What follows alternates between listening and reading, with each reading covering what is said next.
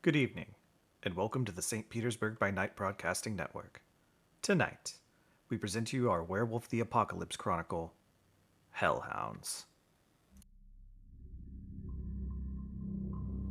Welcome to another St. Pete by Night revamped production. The following is rated for mature audiences and may contain graphic themes that will be distressing to some viewers.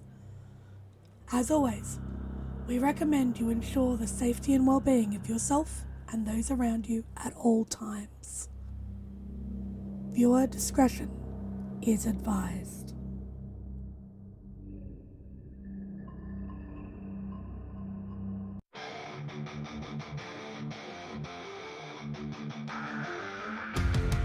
In the heart of night, we rise from shadows,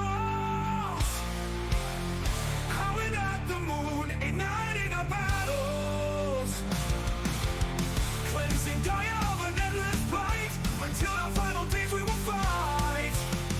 Thanks, man, we stand united as one.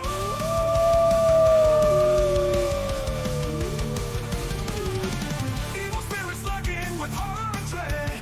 Little light leads us where the brave dare tread. Glory and honor, wisdom in our hand. Together we rise, take our final stand.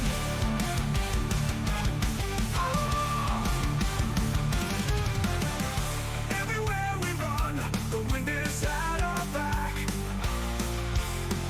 All the warring forces we will track. From the depths of the ocean to the clouds in the sky, vampires tremble as we learn to fight. Rage across Tampa, in this fight we'll stay. Evil spirits lurking with horror and dread. Little light leads us where the brave dare tread. Glory and honor, wisdom in our hand. Together we rise, take our final stand.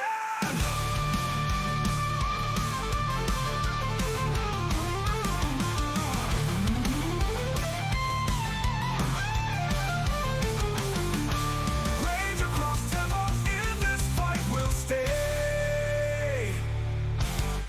Everywhere with the pack, let the night be our guide. In battles of honor, we shall never hide. Fuck, you'll never hide.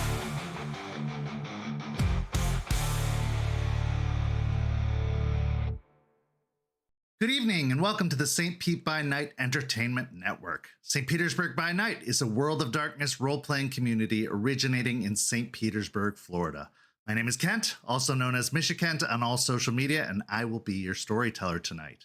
It's Friday night, and you know what that means. It's time for Hounds, our Werewolf the Apocalypse 5th edition chronicle set in Tampa Bay, Florida, where a pack of young guru have traveled from Michigan to assist the Sept of the Evening Star in combating the forces of the worm, both physical and spiritual. You can follow St. Pete by Night on all of the social media listed in the description down below, and you can join our community by following that Discord link where you could take part in one of the many activities we have running all month long. We are now offering for players to run or play in 20th Anniversary or Chronicles of Darkness games as well, so head on over and join our community today. Now, let's introduce our players. Players, go ahead and introduce yourselves if you please. Hi everyone, my name's Nikki and I will be playing Delphine Ruinspeaker, the Silent Strider Theurge. Hello, everyone. My name is Jay, and I have found the gender fluid. I will not be sharing it. I'm playing Forged from Failures, the Bone Gnawer Rune. Hi, everyone. My name is Lilith, and I have stolen the gender fluid, and I will keep it all to myself. Thank you very much. And I'll be playing Juniper Camine, the Ragbash Black Fury. Hey everyone, my name is Ben, and I'll be playing Raymond Gorn, the Ghost Council Philodox. Last week was a very, very interesting week for the Hellhounds as some information came to light about their quarry and the threat that is surrounding the area.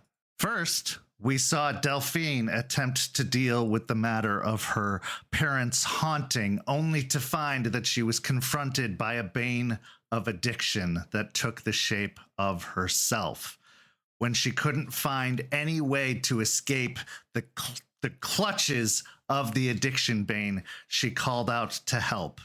And who answered? None other than the spirit of Fenris, who was able to break the Bane's hold on her, allowing her time to escape, but only further solidifying a pact or bond that this particular pack seems to be creating with the wolf spirit.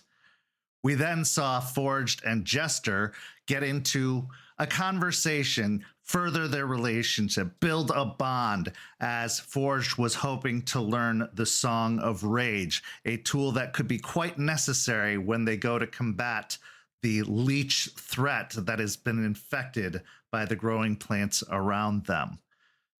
However, Forged had an encounter with a Bane of his very own, a Bane of Rage, one that was feeding upon his need for revenge after the death of his friend, as well as some things that are yet to come to light for our dear Forged.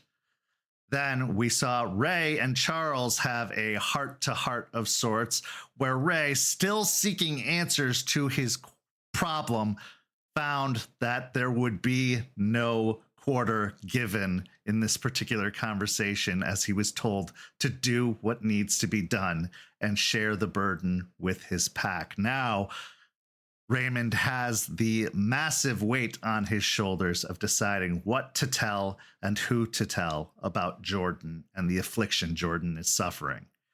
And finally, Juniper and Stakes went to scout out the fairgrounds near the amphitheater. This is where they found exactly what they were looking for, the epicenter of the infected leech activity. As they entered the amphitheater, they found several of the infected creatures wandering the various rows of seats. Then, as they attempted to get away so that they could report what they found, they were confronted by the leech himself, who attacked them with surprise and got into a fight with Juniper. Juniper managed to tear off one of his arms, but not without taking a little bit of damage herself, and Stakes taking a huge infected bite from the leech. Now, they return to the rest of the pack to report their findings in our first scene. It's the same night as Juniper and Stakes' investigation into the amphitheater. An emergency pack meeting is called as Stakes and Juniper return to the cairn with their found prize of a living, quote-unquote, specimen, as well as the news of where the leech has been hiding and where the center of activity seems to be. As you arrive at the cairn, a bonfire is built within the hearth. Forged has supplied beers and marshmallows and chocolate and graham crackers to make s'mores. But now the scene is yours. Forge is looking a little bit annoyed by this fact that we were just suddenly called in this random meeting, though he's trying to not look the part too much. He's got very comfy clothes on, just, normal t-shirt, sweatpants, or like short sweatpants, as he's sitting by the fire, beer next to him, a s'more being made in his other hand, as he's starting to light it up by the fire. That he'll look over to everyone else and say, what's the emergency meeting here about? We got a bunch of shit we're going to talk about. Stakes is currently holding a bandage to her side, where there is a large bloody gouge ripped out of her flesh that she has been in the process of healing, but it's still slow going after her encounter up in Michigan. I mean, I assume we're going to talk about that because that looks fresh. I am standing next to Stakes, doing everything I can not to insist that she leans on me a little bit.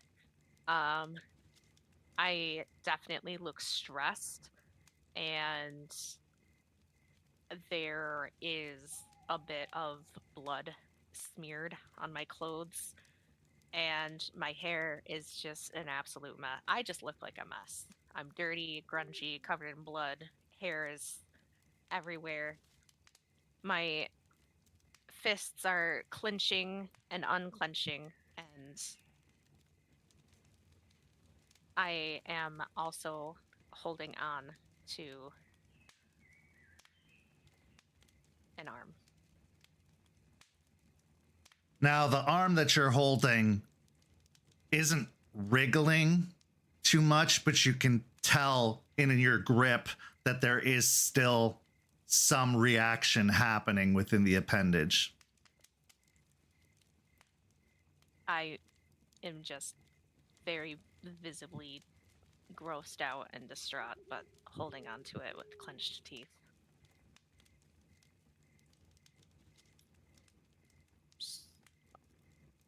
So, obviously something happened. Do you mind filling us in a little bit about what you guys found out? Because it seems like a little bit more than just investigating happened. Stakes kind of clears her throat. Yeah, we started by looking for some animals behaving strangely. We then found a flock of birds not known for being nocturnal, flying in a very direct and unusual pattern. We decided to follow after them, and we ended up at the Tampa Fairgrounds. She then looks over towards Juniper. Why don't you tell them the rest?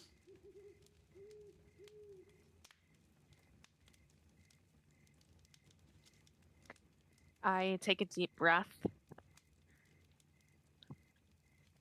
and close my eyes for a moment before opening them and looking at everybody. As we were investigating, we went into the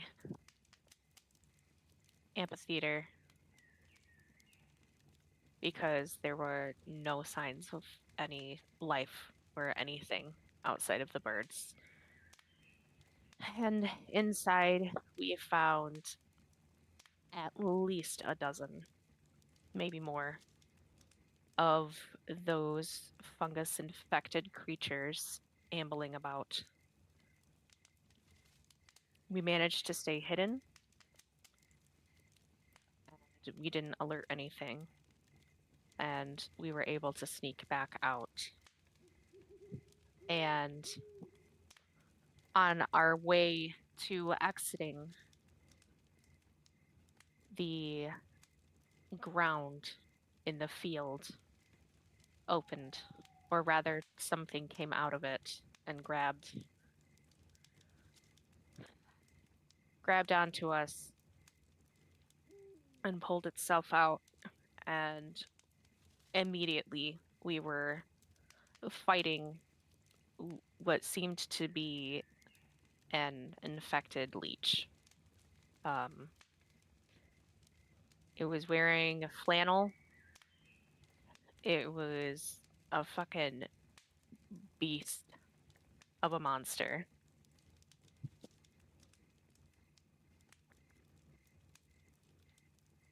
And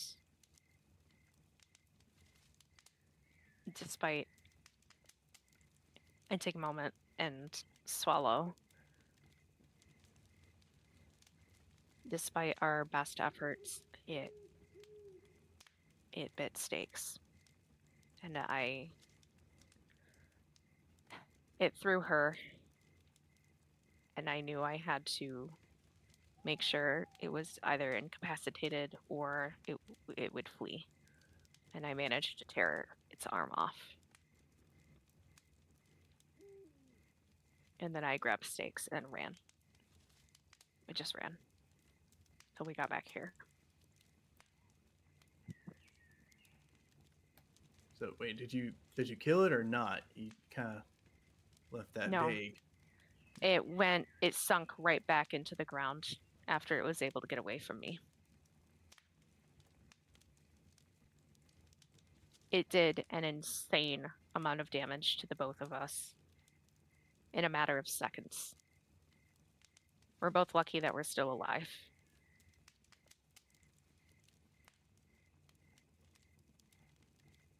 I'm assuming the arm that you have is from the leech, because you said you were trying to incapacitate it. Yes, I did just say I tore its arm off. She did just say that. You know,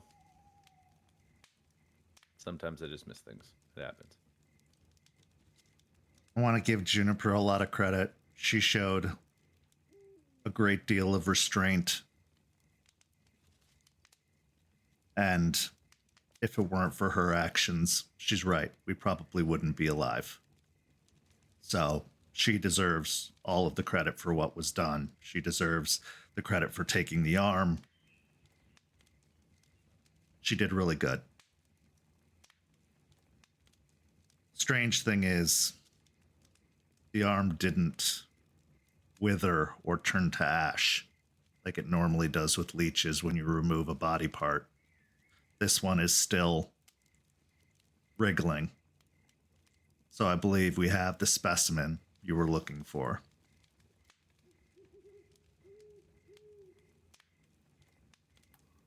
The Forge will stand up from his seat as he'll reach into a cooler and grab 2 beers. He'll walk over to Stakes and Juniper and offer one to each, as he'll say, shit, I mean, it sounds like pretty good fucking mission, right? I mean, we got an arm. You fucked up that thing. I mean, shit, sounds like a winning all around. Well, really quick, you said you got bit, or Stakes got bit. Are you Yeah. okay? I should be. He handled it. I felt strange feeling after it bit me, but I had been warned about this by the elders, and I had an iron dagger on me that I was able to cut out the infection before it was able to spread too far. I just wince as Stakes talks about it, and I take the beer and just start chugging it silently.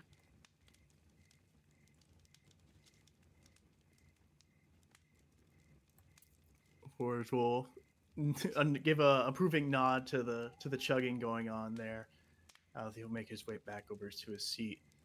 And he says, "So, y'all fucked it up, and we now know where that seemed like where it was, right? Where it's chilling out at. There's a bunch of them over there, and it came out of the ground, so probably where it's making his crib." I don't think it's going to stay there for much longer. Especially not after tonight.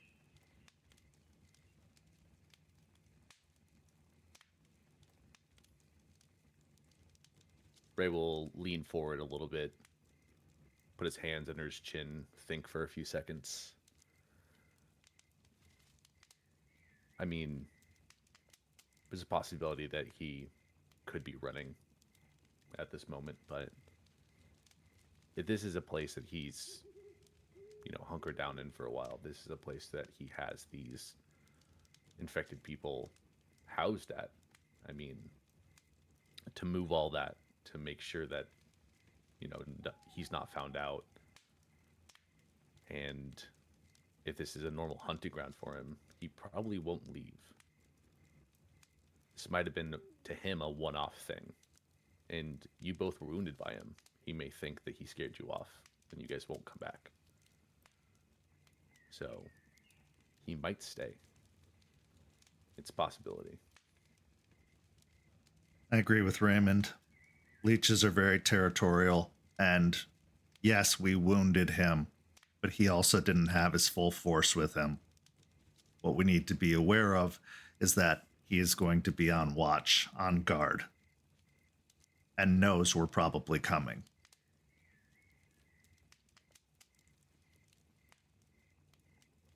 All right. Well, we should take extra time to prepare then. Maybe do another lookout. See what's changed. See if there's any change. I mean, that sounds like it might be a little bit more of a problem there. If he's aware now, he's on guard. If one of us goes poking around there, more likely that you get jumped by him and a bunch of other fungus zombies, seems like might not be a very good idea unless you can fuck off really fast. Unless we scout it out during the day. We've found that they don't have a lot of activity at night. Or during the day. All their activity is at night. So if we check it out during the day, somebody with the sight to the other side goes, we might at least be able to note some very important positions as to where they are setting up. Juniper, you said you saw something in the field that we were fighting in. Yes, there were pockets of corruption, assumedly where there were bodies buried or hiding, sleeping, whatever they fucking do. But yes, there were a lot of them.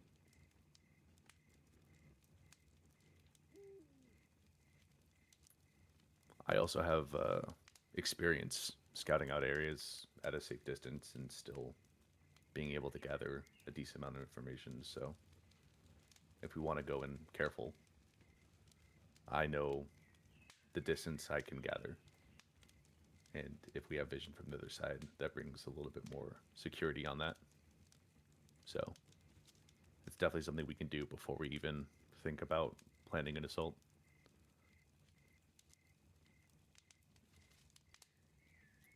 Yeah. Can't take too much longer preparing for this. We can continue to scout it out, but the longer we wait, the more likely it is their numbers will grow or that they could potentially move. So I agree, but we shouldn't wait more than a few days before we actually make the attack. Okay. All right. Ray, you and I, let's go out tomorrow. Sounds like a plan. But I guess in that vein, do we want to start thinking, formulating a plan? And then when we gather the information, we gather the second pair of eyes, second look around of this location. We can then change the plan a little bit to what's needed. But if we come up with a core plan now, at least it gives us an idea of what we can do and what we're going to try and accomplish with this. All right. Let me pull up a map. That'll help me explain where everything is easier. And I will take out my phone and literally just go to maps and look it up. Put it on satellite so that we can see all the details. So the amphitheater sits closest to the highway. I-4 passes almost directly by it, but surrounding the amphitheater are large grass parking lots, almost like fields with dirt driveways that cross through it. There's also an exhibition building, as well as several other buildings nearby where they have the fairgrounds and they have artisans and regular events that take place there. This is a pretty renowned area with a lot of activity that takes place in it. It would be ripe for hunting and picking off targets based off of the number of people that come through on a regular basis. However, this also poses a detriment to any plans to assault the area, as there could be security, there could be onlookers, there could be a whole variety of things depending on when you do decide to have your assault. But Juniper points out the section of grass and parking spaces where her and Stakes had first encountered the Leech and fought them.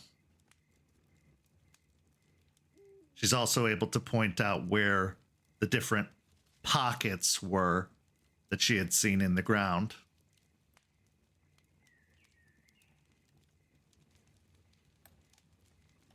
So it's, I mean, it seems like, not gonna lie, trying to fight this thing during the day would probably be a pretty bad idea with all the people around, to be honest. Seems like we're gonna have to go jump them in the night. We can create some sort of distraction for any security personnel or any staff that are on the scene. It doesn't have to be anything super flashy. Even something as simple as getting into the security system and, I don't know, running some fake scene of somebody trying to break in on the other side of the building, get people's attention there. Do any of us even know how to do that? Artie does. Artie's not coming with us. No, but I can talk to him. He can teach me. I don't think, no offense, dog, but it's gonna be what, we have 1-2 nights to do this, like a few nights. I don't think you're gonna learn how to hack a security feed and put a thing on loop in like 2 days.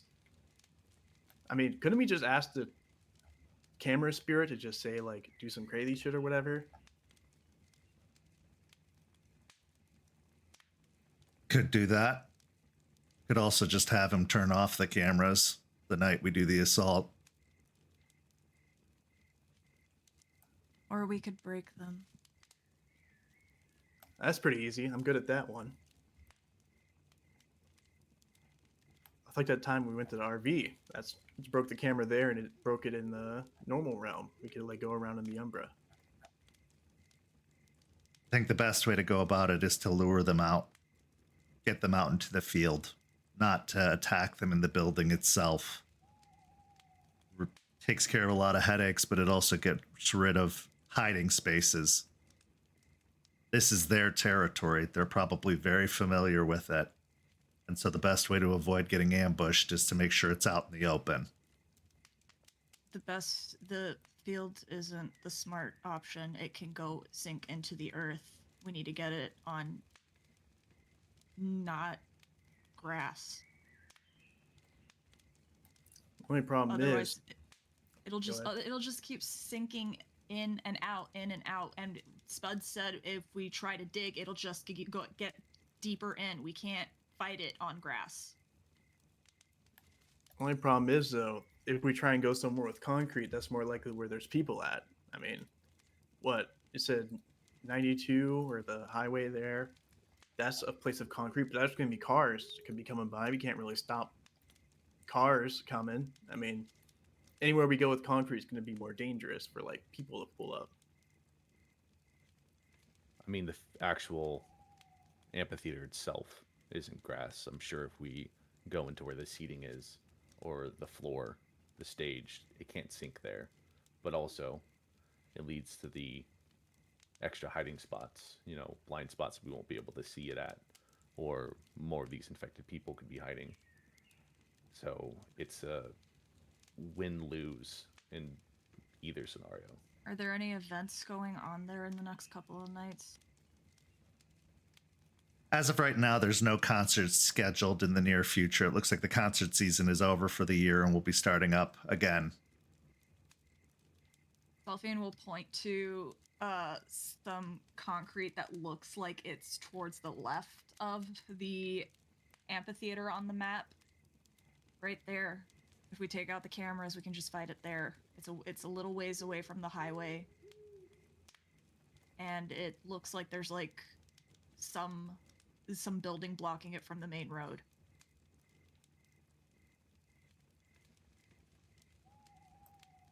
I mean, we could do that. We're all thinking we could just like one of two other things. We could, if we do fight it on grass, we could one of us just it have to touch the ground to go into it, right? I mean, I'm probably big and strong enough to hold it off the ground. Or, I mean, other thing we could do is if it sinks into the ground, let's do this shit like Moby Dick. We can put a harpoon in it, and then when it sinks down, we just pull it back up.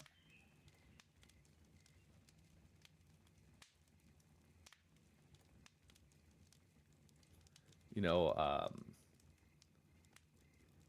two problems with that. One, we don't know if the harpoon would go with it if it sunk to the ground. Two, if it does go into the ground with the harpoon, I don't think even you with your strength, can pull the leech out of the physical packed earth. Depending on how deep it goes, that pressure would be too much, and I don't think that would actually work. It was practically instant as well. So it's not even about having the strength. Not even I was quick enough to get it as soon as it started sinking. It was unbelievably fast. When the same problem happened, if we jumped it on the concrete, it'll just walk off the concrete and go down. It's probably not Not enough if we space. stop it. Not if we stop it from going to the concrete. We flank it. How can we properly stop the leech from getting into the grass? Even if we flank it, like what can we do to You know what leeches don't hold it? like? Fire. We pour gasoline on the grass, set it ablaze, it won't go in. I thought we were trying to make this like a secret mission, and it's gonna seem pretty obvious, and especially So to we the kill security. it quick, and we get the fuck out of there. It just makes it look like a bunch of teenagers were just... We leave some beer bottles, make it look like some teenagers started a bonfire, got out of control. I mean, that there's also that hunter like person running around, right? That person hunting them down. What if they're there? Do you know where they are? Well, that's the thing. We don't know where they are. So if we make a big scene, they might just pull up and then throw, holy water where the fuck on us, and then we just melt away and die. What if we set a trap in the exhibition building? There's something that the leech won't be able to resist. Blood. We get some blood. Maybe we can lure it into the building with the smell of the blood. Once it's inside, close all the doors so it can't escape. And yeah, kill it quickly.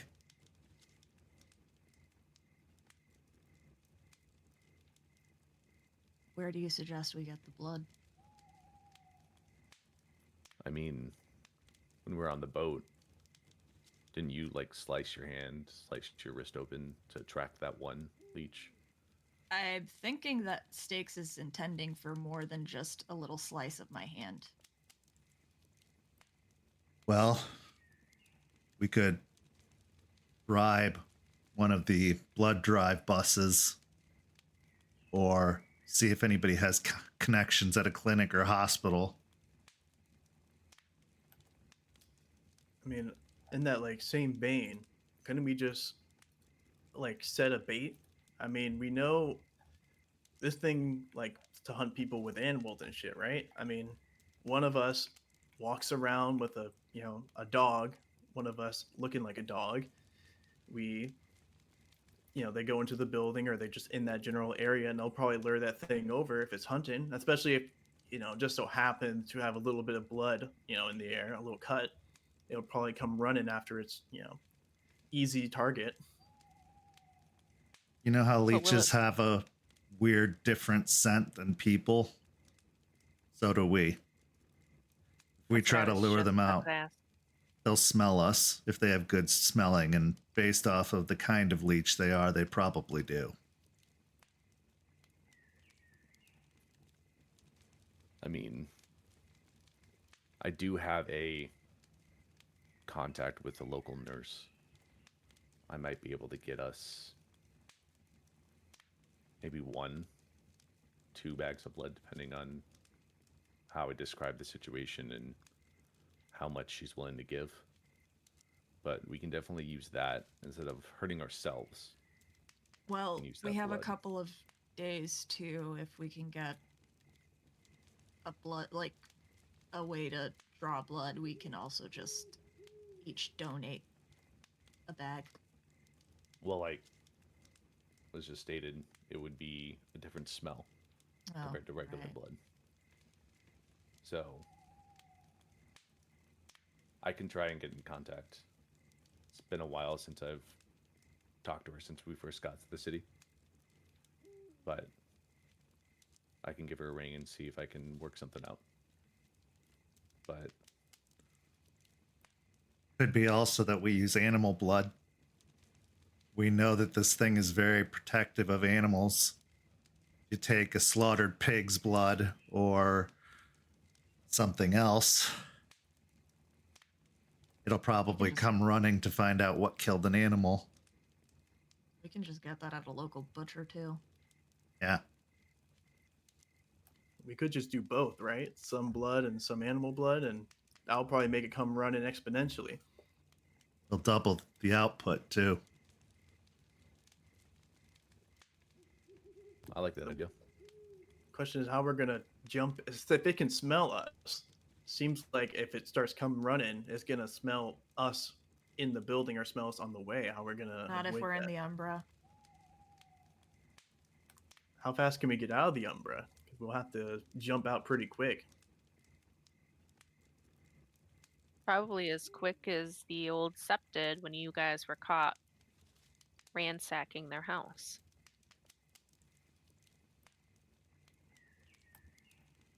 Forge like stops, like go to say something, stops, and fair. You got me there. All right, that sounds pretty quick then. So I guess some of us. Who can take us to the Umbra though? I know you can do it, Delphine, but anyone else? Because otherwise we'll have to all be standing around you. We get someone there right before sunset. They could start laying out the trap, and then we can hop into the Umbra and just wait until it gets to the building. Are there any abilities that we have that could possibly get rid of our scent, even temporarily? Do you know of anything, Stakes? I do, but it only works on me. I can silence us. That's about it. But once it gets into my vicinity, it would be silenced as well. I think the idea of going into the Umbra and hiding in there isn't a bad idea, because we can see it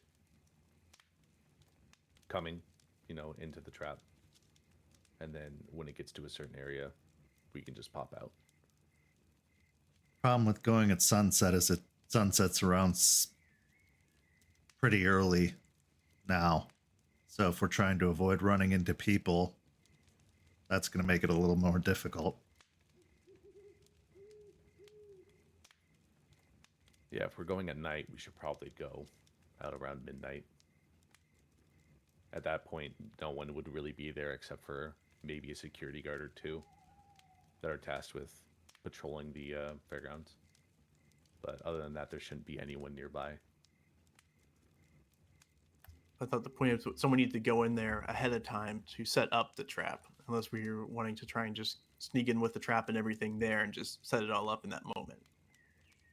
I mean, we can sneak in through the Umbra, pop out of the Umbra, set the trap, pop back into the Umbra, and then pop out again. Is it that hard to just pop in and out?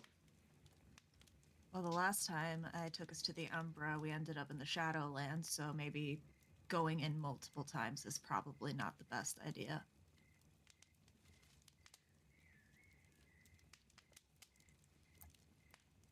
Maybe. Yeah. You said it only works on you. Would you be willing to go in to help set up the trap? Yes.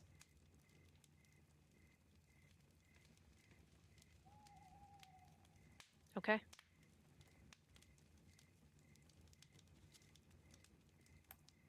It sounds like a pretty good plan. Plan kick-ass. We send Stakes in there, set up the trap. We all go in the Umbra, run in there, wait for it to come running. Then when it does, we just jump out and beat the shit out of it. And we fuck up the cameras too. Either by asking nicely or by other means. Quick question. Quick Just answer. so I remember. Whenever we go into the Umbra, normally we would have, all our clothes are removed. Everything that we have on us is just gone. Right, but now that you have the rite of dedication, those things will stay with you. Correct. But all the gear that we have gathered, all the things that we've done to like help with this fight, that would not go. Even the sword? Even the sword. Well, no, the sword would go with you, yeah. Okay. So, question done. I'll go. By this point, with our pact with Ember, do we know, like, would we have knowledge that it gifted us with the ability, like that gremlin's ability?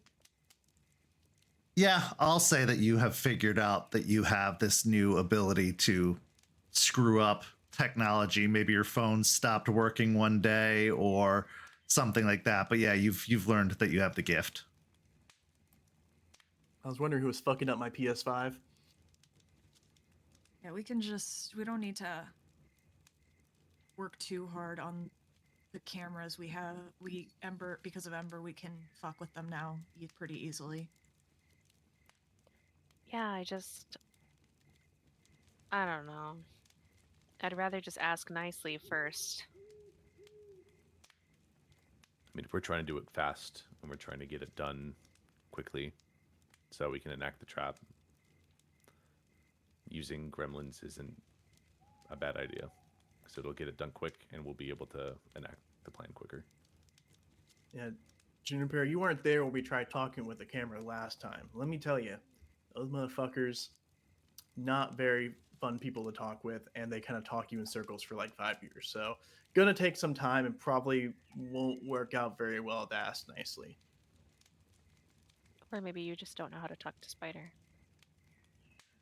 It was like a weird crow thing with like one eye. It was like weird. It wasn't even a spider. I had to like smack this shit. And actually, pretty easy to destroy. It's like a weird crow thing with one eye? What? Yeah, man. We'll talk about it later. The gremlins would be the fastest way to do it. We don't have time. We don't have we don't want to waste time trying to convince a spirit of the Weaver to fuck up all the cameras. It's just something we can do quickly. Each of us can do it. We do it quick, do it fast, and we fucking just kill the thing already. We're talking my language. I like it. But we also have to start training over the next couple of days as a pack, all of us, so that we can figure out how to work with each other instead of just all of us attacking it individually. You're not telling me more Charles sessions, right? More Charles sessions. Oh, man. Stakes reaches into her pocket and pulls out what looked like it was at one point a dagger, but the pointy end of the dagger has clearly melted down pretty significantly. Juniper, do you think you could make this into a stake? Yeah. I've been working on the other weapon and I've been figuring out a lot of things. I think that I can turn that into a makeshift stake for sure. We know that iron works on these creatures. This is clearly a more powerful version of the creature, as it still has self-awareness and control. My guess is we're going to need iron to incapacitate, if not destroy it. I mean, we have the other sword. Iron stake through the heart. I'd rather use the sword as an absolute last resort.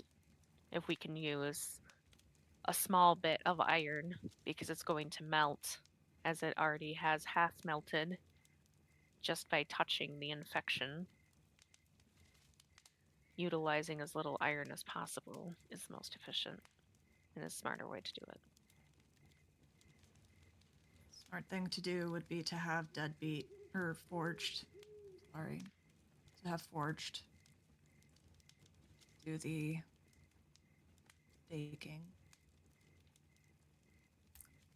You see, Forge looks like actually kind of hurt by that slip up. Like, what the fuck? And then Forge just kind of recollecting himself. He'll say, "Look, I ain't gonna lie, dog. I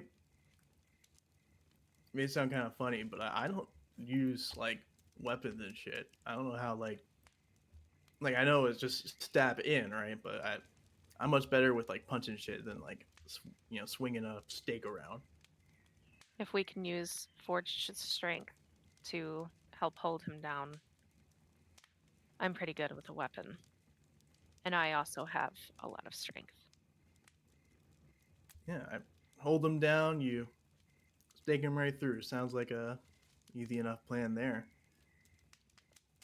I do want to say, keeping the sword as a last resort isn't a bad idea, but at the same time, we were given this weapon for this specific reason. This was allocated to us to use on the leech. So, if you have a kill shot and you have the sword, use it.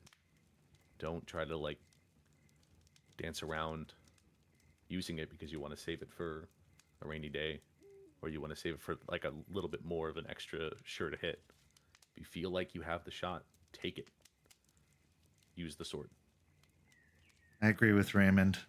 If we have a stake for one of us and the sword for the other, that doubles our chances. So one person should carry the sword, the other should carry the stake. How are you with melee weapons, Raymond? I have a little bit of training, but most of my experience has been with firearms. That's what I'm better at than anything melee. Might be what you have to stick with if we're trying not to make too much of a noise. Probably not gonna be able to pop some shots off. Be a pretty quick way to get everyone on our ass. Could you use a crossbow? Yeah. Hammer the stake into a crossbow bolt. Raymond carries the crossbow. Juniper carries the sword. Do we know how much iron, like what is the minimum amount of iron we need? No.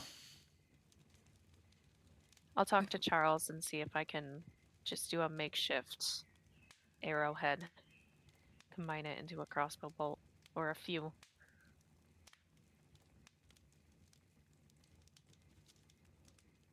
One thing to be aware of, these things spread infection. That's what they're supposed to do.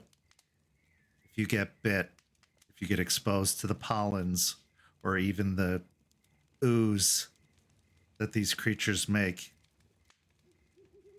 you could get infected. So you have to watch out for its bites. You have to watch out for what the other creatures can do. I've heard some even erupt from their chest with spores. You have to prepare for any possibility that you might get exposed or infected, and iron is the only thing that will stop the infection.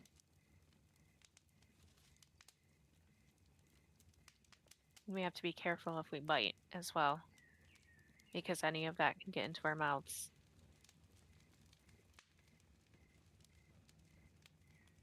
Yeah, it's the only thing I could think of that would stop Lilith the spore shit wearing some sort of mask. But if you do that, you're probably only gonna be able to go to like your glabro at most. What forms were you in when you fought it? Hispo. Sounds like it's going to be a war form fight. Forged. Also, Jester said that skin contact counts. So if it gets on your skin, you don't even have to breathe it in. Oh, okay, so we're just kind of fucked in that regard. Well, I think I'll be fine. I'm pretty built. I'm built different. I think it won't really be a problem for me.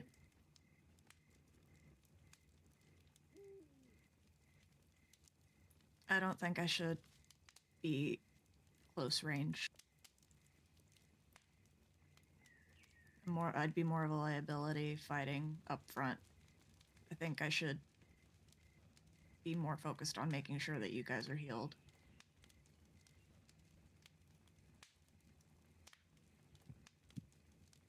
If Stakes is able to store our gear somewhere close by, but out of sight, do you think that you would be able to run and get it for us while we corner the leech into this area? Yeah, I could do that. She might also be good at like make sure all the doors are closed. Because if we all jump it, who's going to be the one that's closing the doors and make sure that there's no easy getaway?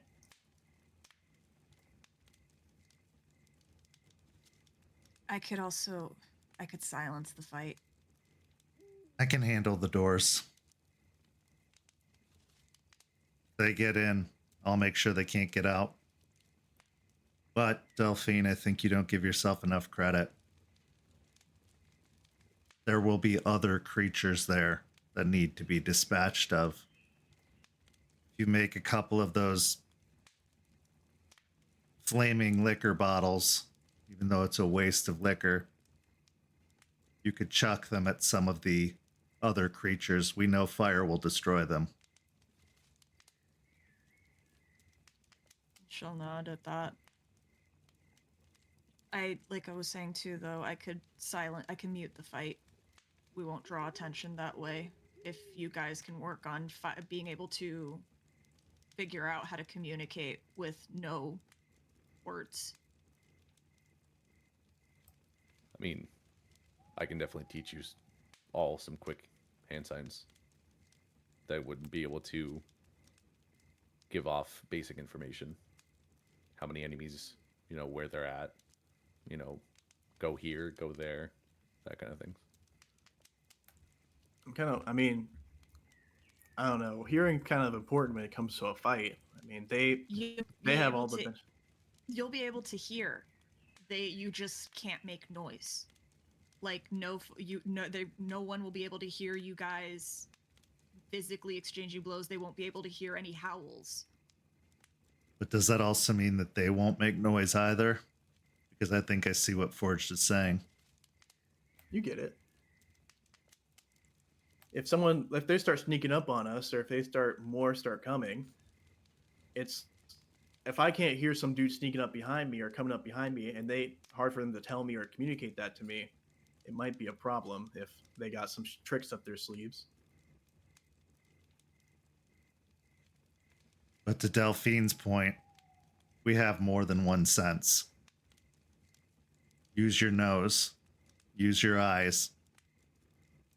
Believe it or not, even your tongue has value.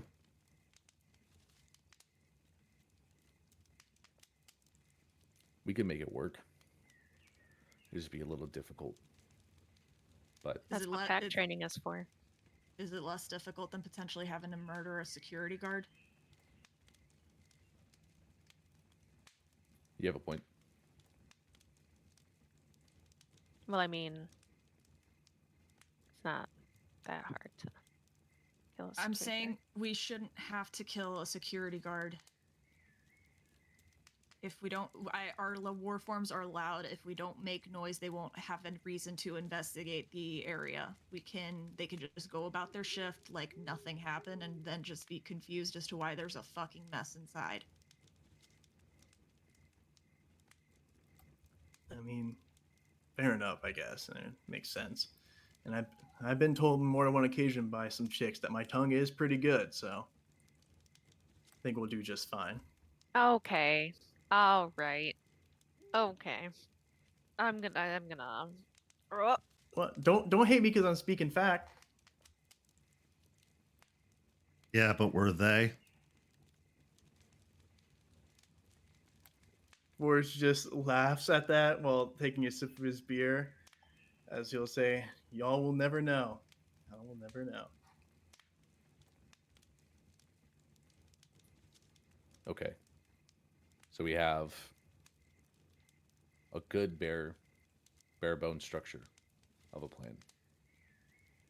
We send Stakes in first.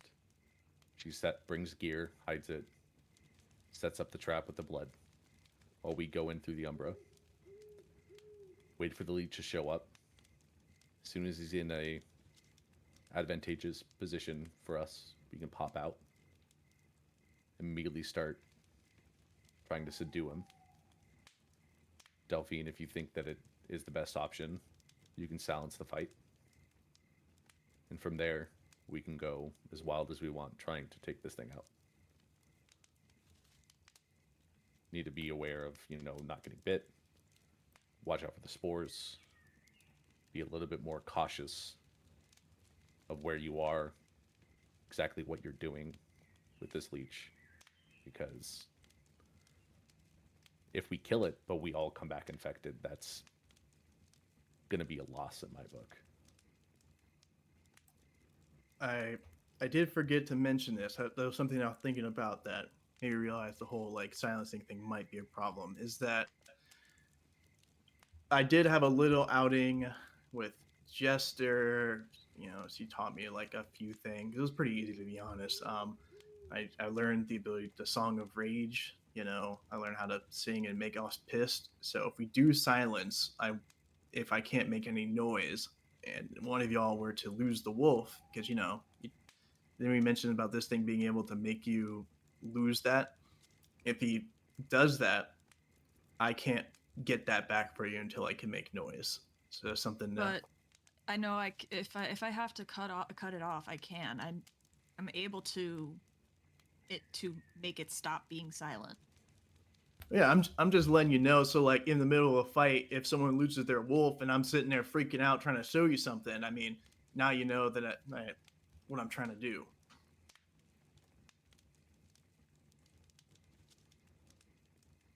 What about a meeting point if we get separated?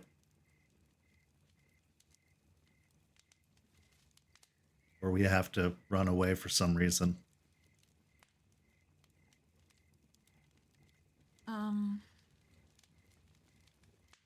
She'll glance at the map and then after looking it over a little bit, what about this copse of woods down here? And she'll point to the building just southeast of the amphitheater that has a bunch of trees with what looks like a makeshift lake nearby it.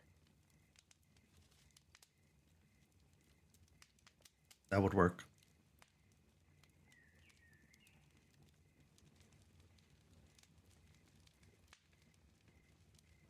Important thing to remember, you have to destroy every piece. Nothing can be left behind. If even a little bit is left behind, they will regrow. Well, if I'm going to be tossing Molotov cocktails at any reinforcements, we could always, any pieces that we tear off, we can just toss into the fire as you guys are killing it.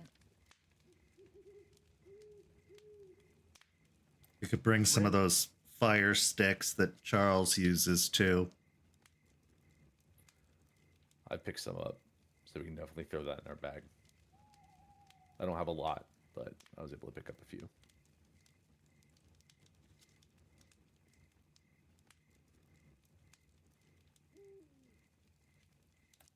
Sounds like a pretty solid plan to me. Anything else we got to add on to it?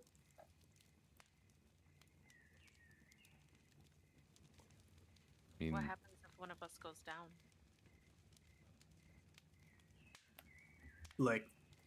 Down or dead? Because I feel like there's a difference, right? We can take a pretty bad beating, but outright dying is a whole nother level. It would take a lot to kill you. Damn straight. If someone's incapacitated, I could take them. Pull them out. That would work. I think if just one of us goes down, I think that's okay. Still majority of us up to try to take this thing out, but if 2, 3 of us start going down, then we need to try to leave as soon as possible. At that point, we could fight to the last man. But if we do that and we all get taken out, then not only do we fail the mission, but potentially we all get captured or killed. Or turned into those things. Exactly. So, I mean, worst case scenario, may sound a little fucked up, but I mean, maybe Delphine or one of us hold on to like something to burn us with in case we're going down. It seems like we're not gonna be able to get dragged out. I mean, I think I would rather be dead than be one of those things. You know, I think pretty reasonable there.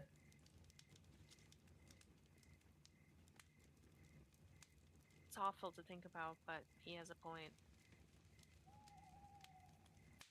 as long as we all agree that that is what we choose to do, if that's the case, then I would agree. My senses aren't as good as they used to be. She self-consciously reaches up and touches the missing eye. I'll be on watch to assist Delphine and to pull anyone out that gets hurt. As long as the rest of you are in the fight, that's probably the best way I can help. I grab her free hands with mine and I give it a reassuring squeeze. I think that that's a good idea, Stakes. You can also hide really well, so they don't need to know that I'm there.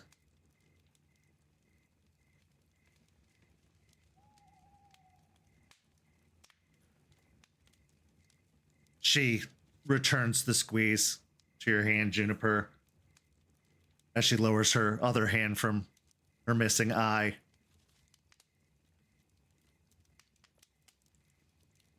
Having 3 of us in the front, 2 in the back for defense is probably a good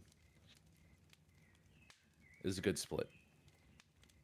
If we all were to rush it, then potentially we won't have eyes on anything else trying to break in or get into the fight. We'd be too preoccupied. So,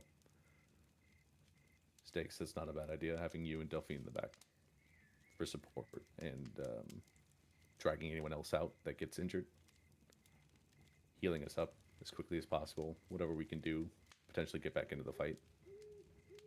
It's a solid plan.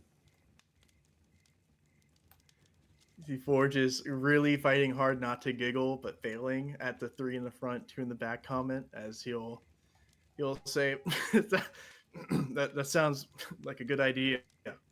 I fuck with it. Yeah, I bet you do. I don't get it. Don't worry about it. We have a plan. We know what we're going to do. We know what we're going to bring. And we know the trap that we're going to set. It's a solid first step. When me and Juniper go to investigate the site a little bit more, we can solidify it and make it better. But from what it sounds like, it's not a bad start. Delphine, why don't you go to the butcher and see if you can round up any pig's blood? And Raymond will get what he can from his contact. Yeah, I'll just let the butcher know I'm making blood pudding.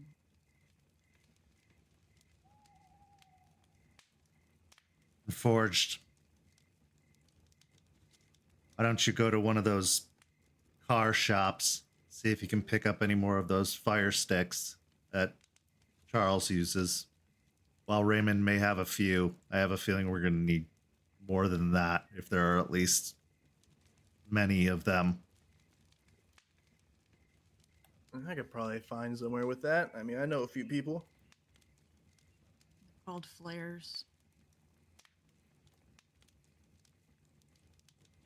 What, the stores?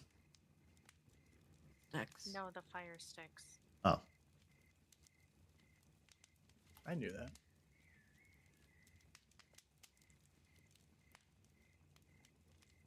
Well, it sounds like we got a good plan. As for now, I need to go lay down. Ask Shawn to fix you up if he can. I'll be okay. I mean, he might enjoy feeling like he's doing something. He's been cooped up here for a little while. I'll see him. Stakes then gives a small nod to all of you before she turns and starts walking over towards one of the RVs.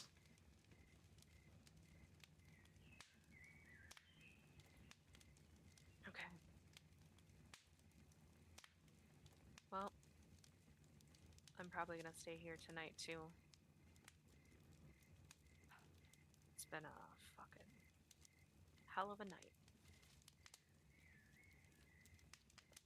Before we all disperse, does anyone have any last minute things? And everything I had is pointless just because we already know where the fuck the thing is. Same for me, honestly. Oh, I got a question though. Delphine, what the fuck are those vibes? I'm not gonna lie, they're pretty rancid right now. You're like, you're even more like depressed than you have been like than I seen you at your worst. You know, even like back in Michigan and shit. Like, what's going on? She's gritting her teeth at Forged focusing attention on her, and she bundles up into her cardigan, which she has layered over a just already chunky sweater, and just shakes her head. I'm tired. I haven't been sleeping well. I'm cold. It's just tired, okay? Porge will hear that. Think for a moment before he'll stand up from his chair. Is Delphine like sitting in more like a chair near the fire? Yeah, she's actually been sitting pretty huddled up in by as close to the fire as she can, with how crappy she's feeling from the withdrawal. If the closer you get, you can see that while she's visibly shivering, she's sweating, and she don't look good, man. She looks tweaky. He'll bring over probably one of the few only water bottles in this cooler and a partially cooked s'more, as he'll walk over and put the water nearby and offer you the s'mores. It's like, oh dog, I mean, you need something to eat? You need some sugar in you? She kind of wrinkles her nose at the s'more, not feeling an appetite whatsoever, but she will take the bottle of water and just hold on to it for right now. Are you feeling okay though? Because we're going to be doing the mission in about 2 or 3 days. And I know you say you're good, but I want to be sure that you're doing good before we go out and do this. Well, that's gonna be a you question then, Ray. Are you okay with getting something for me from Spud when you go see him? Or do you want me struggling? I make eye contact with Raymond, and my eyes widen, but I don't say anything. I just purse my lips, grip my teeth even more, put a little stranglehold on this fucking wriggling arm. I'll stare at Delphine, lock eyes, and just kind of read her face for a few seconds. I'll think about it.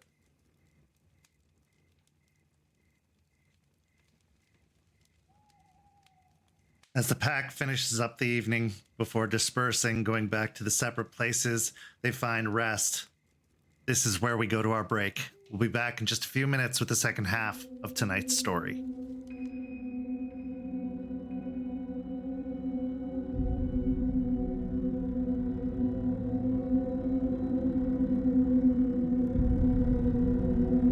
St. Petersburg by Night is brought to you through collaborations with our partnered vendors: Chromatic Creations, Panshi Artista, Ember Fox Dice, Devlin the Bard, Champs Tramps, and Howlin' Hop Tea. Links to our partnered vendors, as well as our Twitch and YouTube channels, can be found on our website, stpbynight.com. You could follow St. Pete by Night on all socials with the hashtag St. Pete by Night. If you wish to support our program, you can do so at coffee.com/St. Pete by Night to help keep the stories rolling.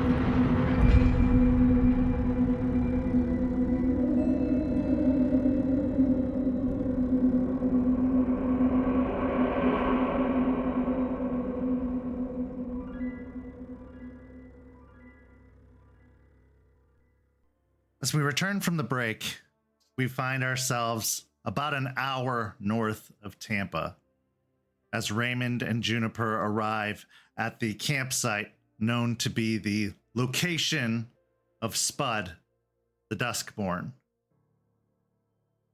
As you're pulling into the RV complex, you can tell that it's gotten a lot more crowded since any previous time you've been here, only because snowbird season is upon us, and as people from the Midwest descend upon Florida, any campground, any RV park, any place where they can take refuge fills up quite quickly. So as you pull in, you can see multiple RVs parked along the lanes, and maneuvering Raymond's truck up and down the lines, you eventually see at the very back corner of the park, the RV belonging to Spud. The strange thing is the halo of spots around his RV where no one else has parked, even though it seems like anybody would want to squeeze into any available spot. Nobody seems to have taken those spots.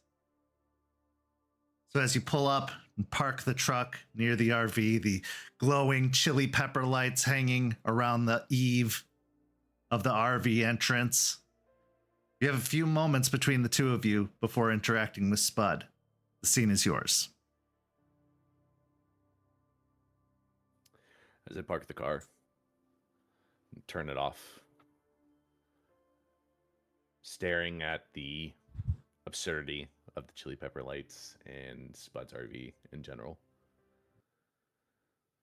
I'll let out a small sigh. Hopefully, he's going to be able to figure something out with this arm, because any advantage we have or we can get right now, we definitely need it.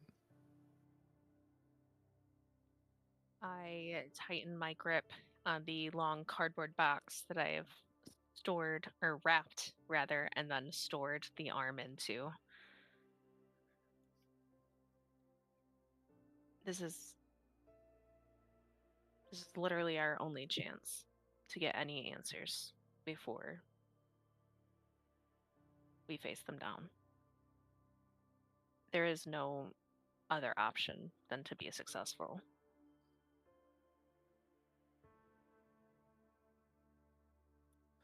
Well, let's hope he's as good as he says he is. Because honestly, at this moment, I really hope he is.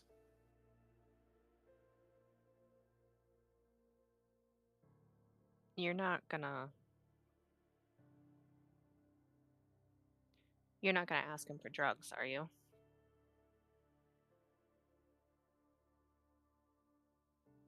For Delphine, I mean.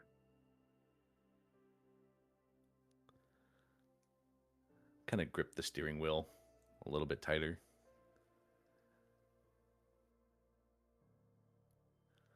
It's a bad idea. If I were to get her the drugs, yes, it would help when we actually go fight the leech, but at the same time, I would be helping her in a way that I wouldn't agree with, because I've always tried to talk to her about stopping, and if she's out of the drugs and she's started withdrawals, it's horrible timing, and it's horrible for her to be going through it. But if I facilitate her addiction, then I would be completely going against what I've been saying and what I've been trying to do the entire time with her and trying to get her to stop.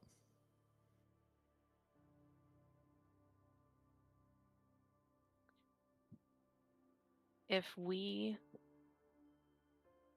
help facilitate her getting clean during all of this, and we are successful and everything goes off without a hitch, or at least as minor of hitches as there can be, this will have a profound impact on her journey to getting sober. If we can prove to her that she can do all of this without the drugs,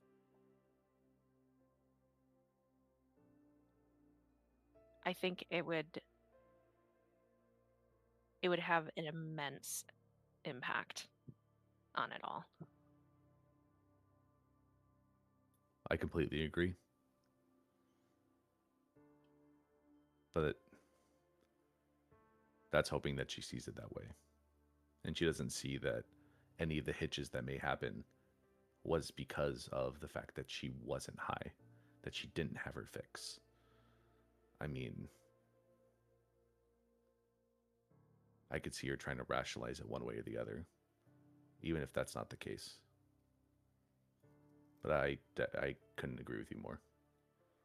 Having a success on a mission without her being anywhere near these drugs is a huge win. All right. That's just something to keep in mind before we go in there. It might not even come up.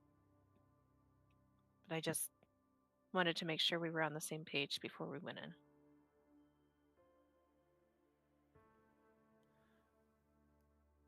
Yeah. If he does have something that could help with the withdrawals, that has no connection with the drug, that is not addictive. Saying this out loud's a little weird, but if he gives us his word that it will help without any side effects, I mean, I don't know if I want to believe him, but at the same time,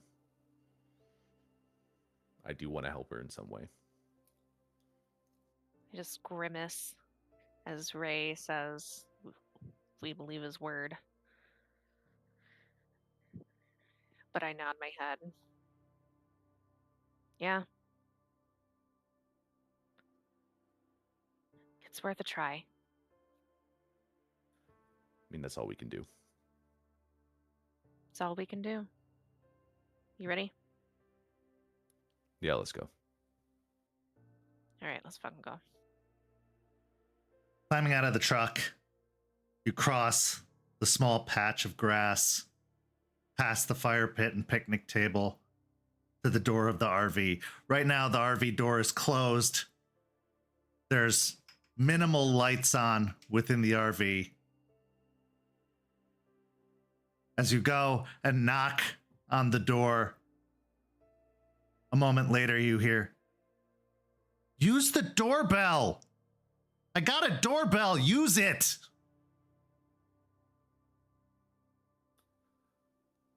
I'll sigh again and look towards the doorbell.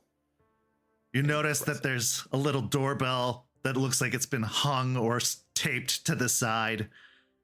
As you press it, you hear ding dong, ding dong, ding dong, ding dong from inside the RV. A moment later, the door flies open and Spud is dressed in what looks to be Nightmare Before Christmas pajamas and a big stocking cap. "You rang?" Trick or treat. Ooh, trick.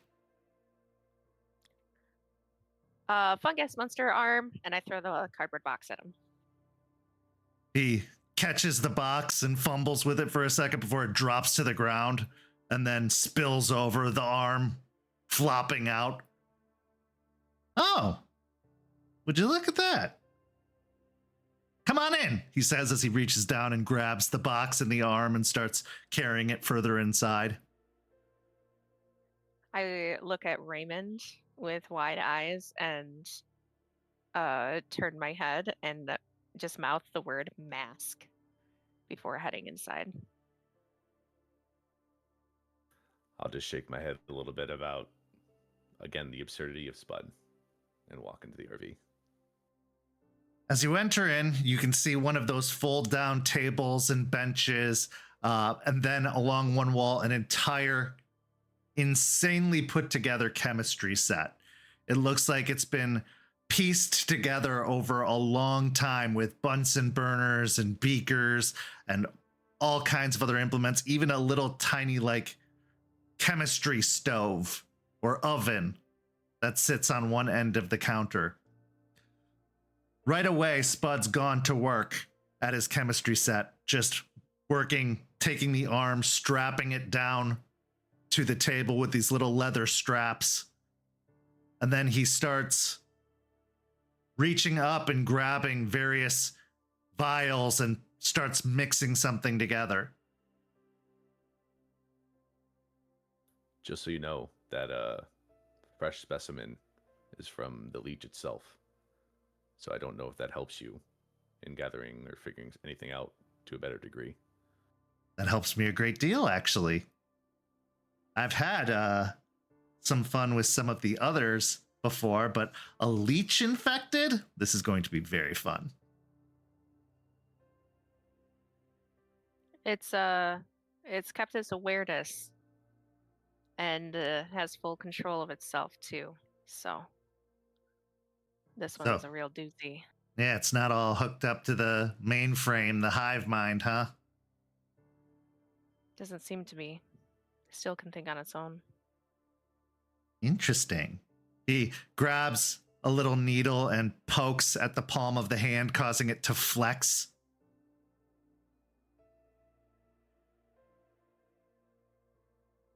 He then resumes mixing various elements together.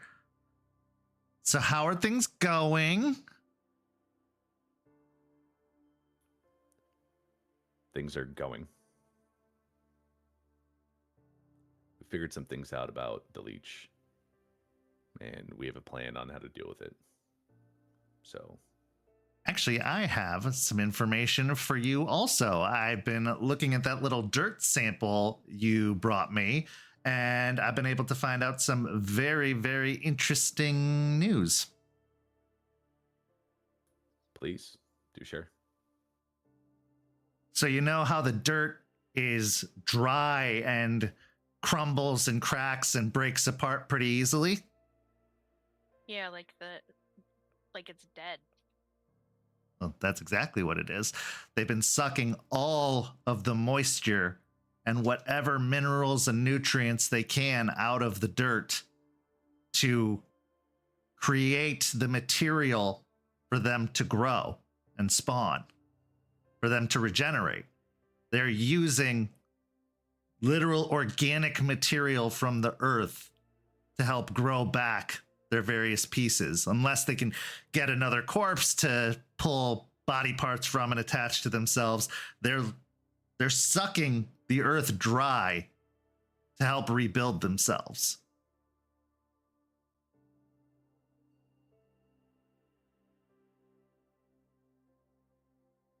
That seems very vampiric in nature.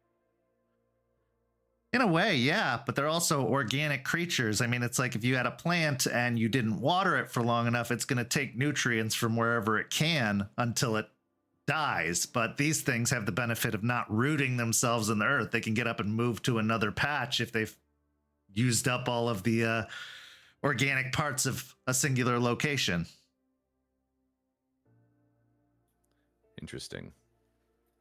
I'm going to assume that this is also something the leech can do, not just these fungus people. Probably. Yeah. I mean, I'm guessing he misses his arm right now, but won't miss it for long if they grow the same way the others do. I was hoping we would fight it with it being a little injured, but if that's not the case, then at least now we won't be surprised if it does show up with its arm fully grown back. I mean, it might. It also might not. Might be a sense of pride.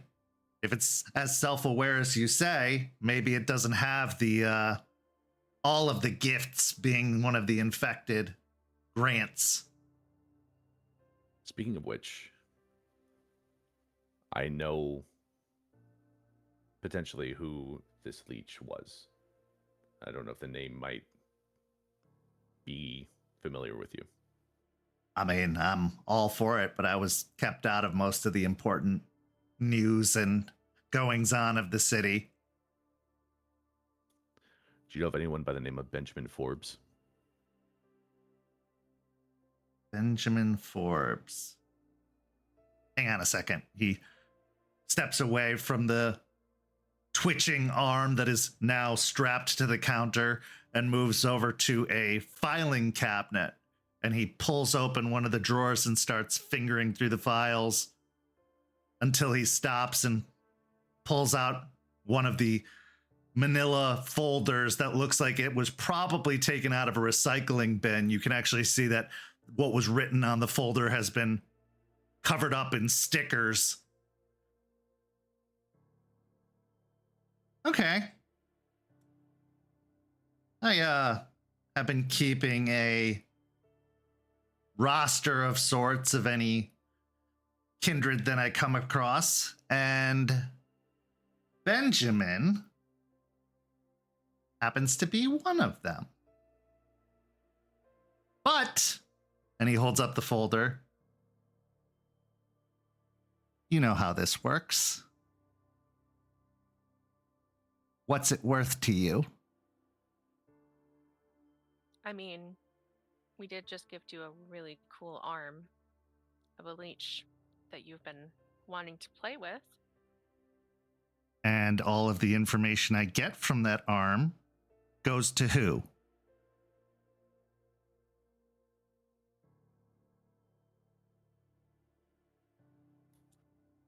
Okay, well, you have a point there. I know you're not tied to the kindred society as strongly as other kindred, but at the same time, this thing is a problem, not just for us, but for you. So. Oh, Ray, you have to understand, trying to bring up the greater good or the threat to the world this is will only get you so far. I've heard that speech so many times. And if you've learned anything about me, I'm a survivor. I'm not gonna give you. I'm not gonna stop you. I'm gonna keep surviving. So, I'll figure out a way through it. I'm like a cockroach in that way. Well, I guess the more important question is, what is it worth to you? I already have it. Right. To give up the information to us. Oh, okay. Well, I'm usually on an offer-only basis. I like to see just how interested you are. But if I were to want something,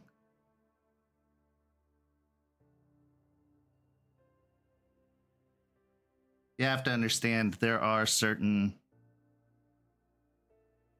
issues that some of us diet leeches have.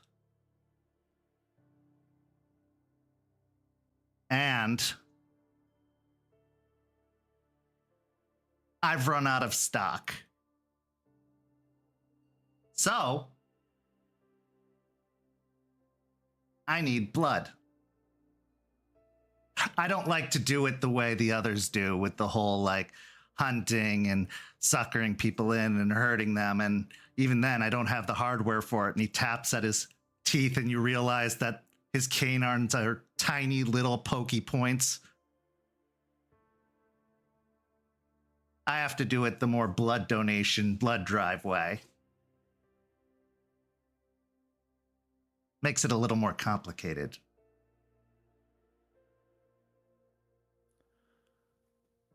Well, luckily for you, I do know someone that potentially can get me a couple bags. That is lucky. Currently, I'm already asking for a little bit for our own purposes, but I can set up a transaction every once in a while where I can give you a couple black bags here or there for a set amount of time. That's all well and good, Ray, but you have to understand I'm getting into some dire straits here, and I can't wait that long. So if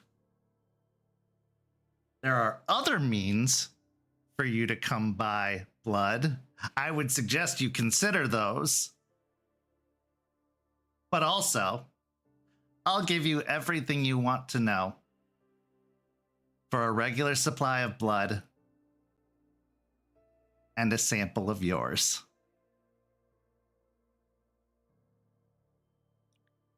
How about a little bit of an extra compromise?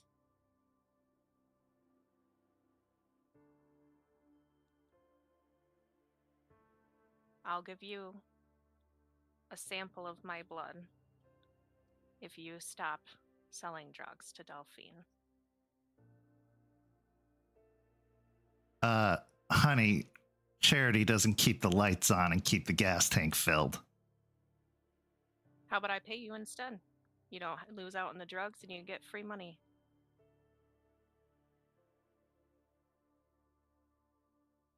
Roll me a charisma and persuasion.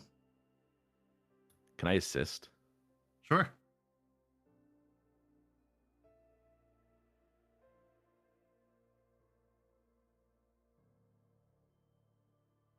What rage am I at? Probably a 2 going into Leech's RV.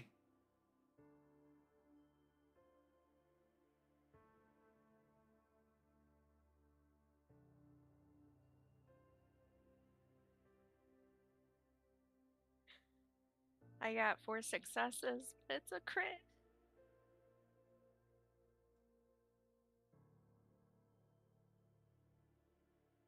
You want me to stop doing business with my bestie? I want triple what she pays.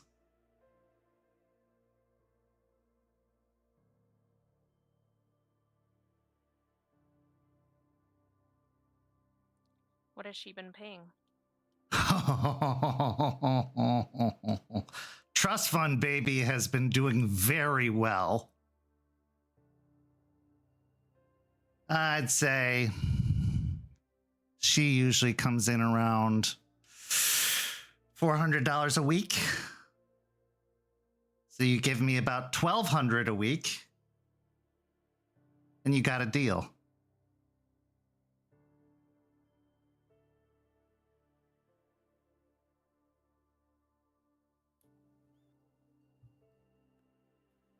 You could do 1,200 a week for a month, and I can get you blood, steady supply of it for as long as you need, but no sample of mine.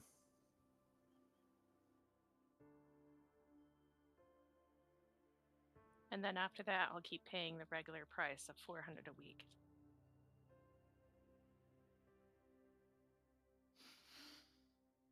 So not only do I not get the sample, I make the same amount of money in the long run that I would have been making anyway. I'll still give you a sample. Oh, really?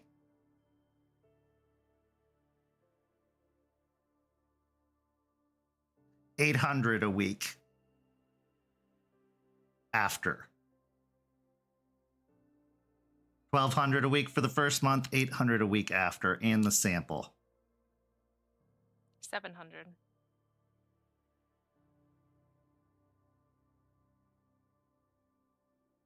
$750. 25.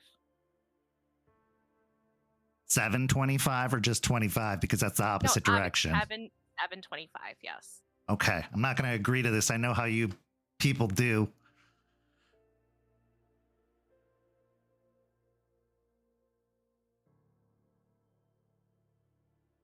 Do I have your word, Ray Ray?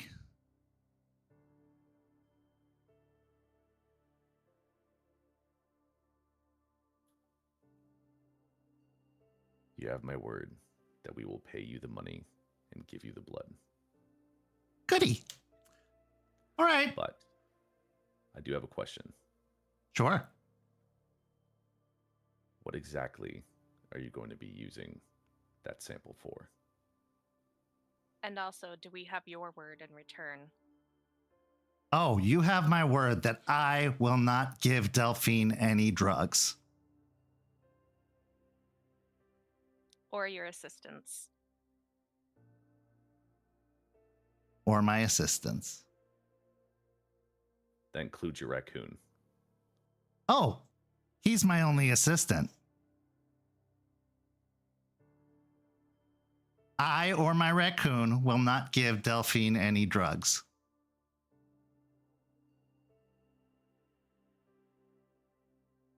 I can sense it.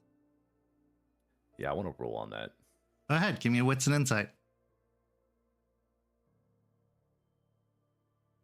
I'm assuming I'm also on 2 rage. You are also on 2 rage, definitely.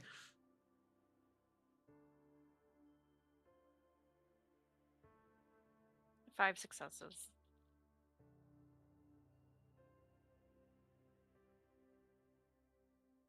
Seven with a crit. What he said is true. However, you can tell that there is a sneaky machination going on. His brain's already ticking about ways to work around it. Listen, Spud. The reason we're asking you to stop selling to Delphine is because we want to see her get better. I know she's a customer to you. I know you make money off of her. And obviously appealing to your better nature might not work. But we want to help her get better. And we want to see her get better. Why do you care?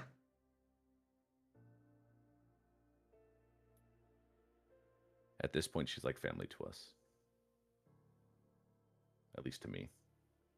And seeing her destroy herself like this, and seeing her fall down this path of self-destruction is really starting to hurt. I know you may not see it that way, but to me, that's what I'm seeing. Have you ever heard the phrase, you can't help those who don't want to help themselves? Yes. There's a level of truth to that. But we also know how incredibly hard it is to get off of something that is so addictive. At some point, those who are closest to you have to step in and help.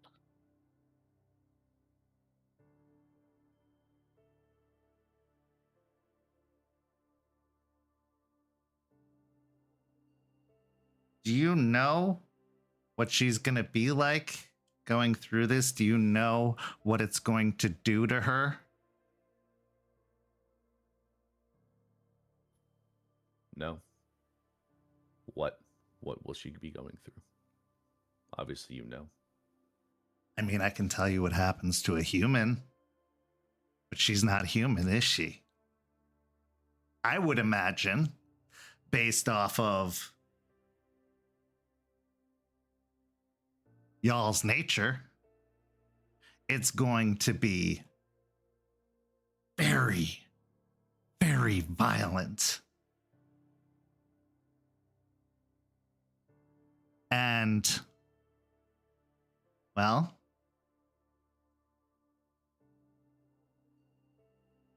that's just what it does to her mind. Her body, honestly, I don't know what it'll do to her body. I am kind of curious to find out, I'm not gonna lie, but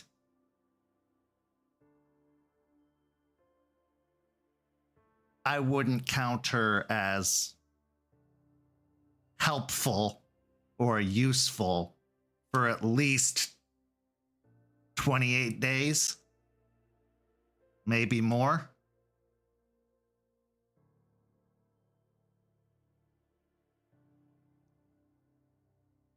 I would rather go through it in a way that we can prepare for than for something completely random to happen to you or to anybody else that leaves her stuck going through withdrawals anyway. If we can have a controlled environment that can keep her safe and contained while she goes through this, that would be way better than some random point down the line where shit goes sideways and we're all fucked. But do you have that kind of time? Do you have that kind of environment? From the sounds of it, things are getting kind of desperate. You're looking for whatever information you can get, even from a leech, to try and resolve your issues. So can you afford to put Delphine on the bench for 28 days? At least.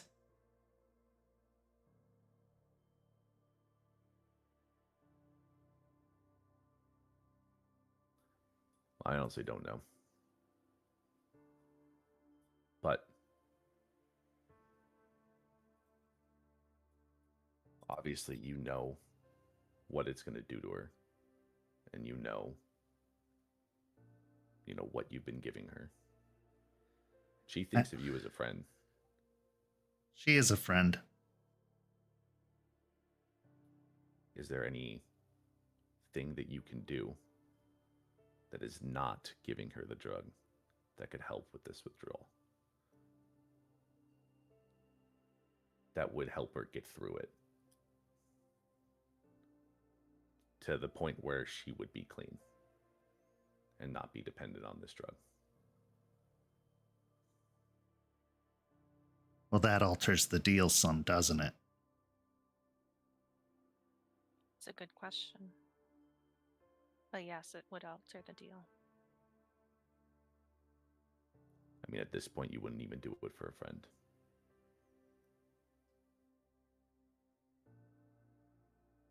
Here's the thing. I get your concern about her. But the difference is she's not human. She could live a full, happy werewolf life. And all this does is take some of the stress away. But yes, there is something I could do to help her.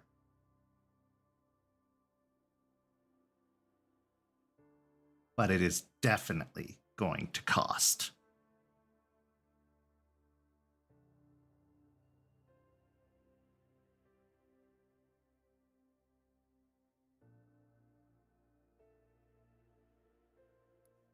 What is it? Or is that a family-only recipe of yours? Oh, what? What I'm giving her? No, what you would be doing. Oh, no. No. I don't have that kind of ability. But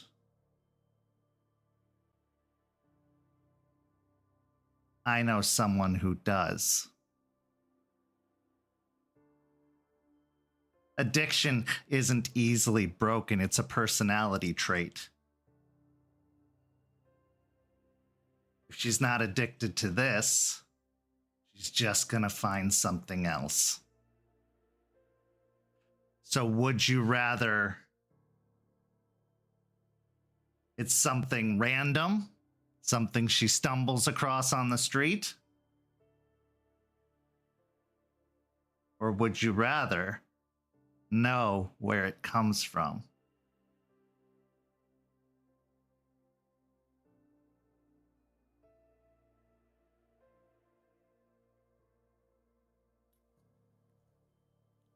I would rather know. But at this point, we already have a deal in place. You give us a bit to think about this other deal, because we are on a timetable for other things. I'm going to tell you the cost, just to help leverage your thought process. You see, in my side of the fence, we have these little negotiation tactics, this little cost chart. You want me to save a life? Then I'll be owed a life.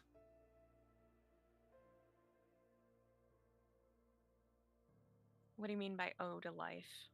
It's called a life boon. It means I'm owed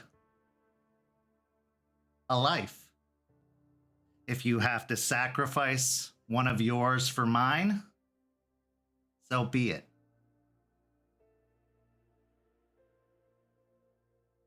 Right now, Delphine would do that in a heartbeat for me. You want me to take that away. So I need something else in exchange.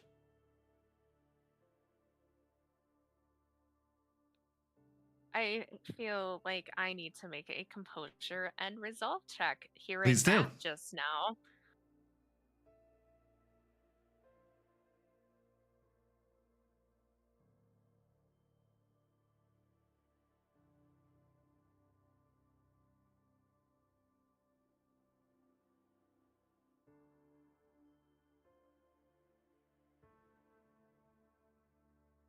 Three successes. Your rage goes up by 1, but you are able to maintain your composure.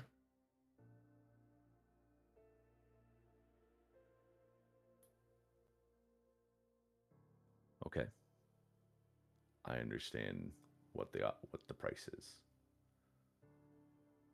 Just something to consider. Yeah. Give us a bit to think about it. We'll get back to you with an answer. All right. Well, since we have an agreement about the information, here's what I'll tell you. Good old Benjamin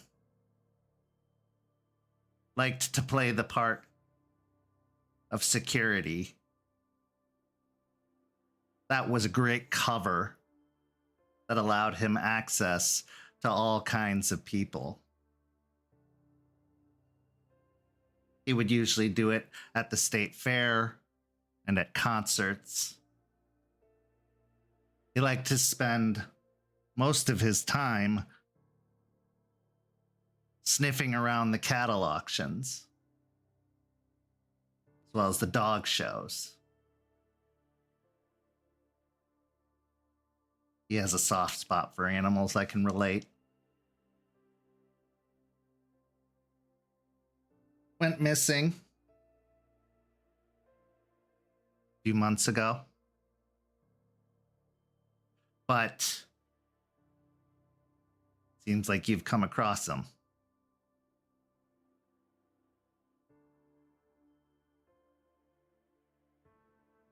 He returns to his table and continues mixing before he holds up a beaker that is frothing.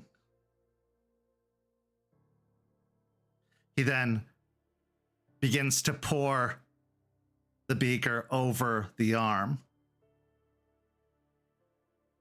And almost immediately, the arm starts to fester.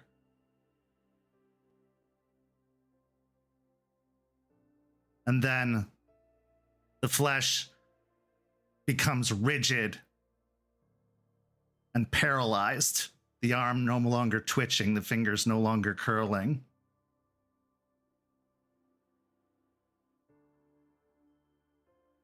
Oh. So they do still have allergies. Isn't that interesting?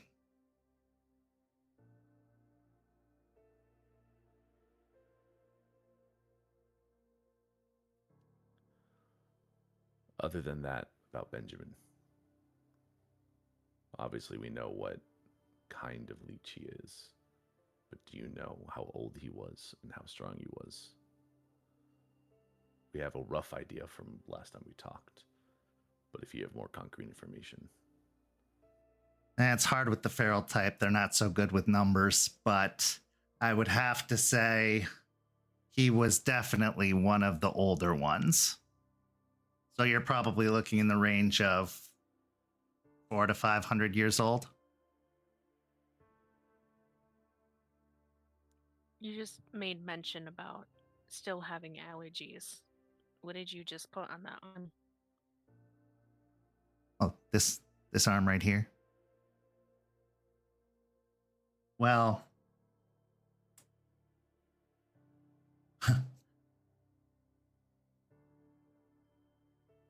I put a mixture of silver nitrate, water from a fresh stream, garlic, and let's just say something blessed from up above, divinely inspired.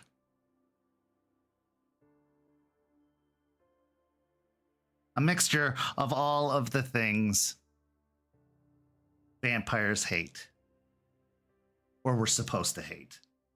At least what we tricked the humans into thinking they hated. But for some, it still works, and our dear Benny boy appears to be one of them.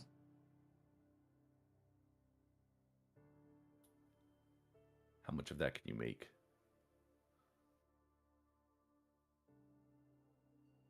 I would need a little bit of time to narrow down which of the ingredients was necessary, which worked, since I mixed them all together. But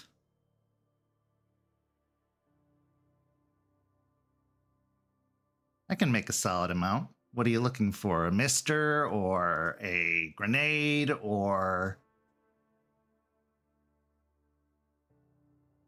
Preferably glass bottles. We can throw it at him, and when the glass breaks, it'll spread all over him.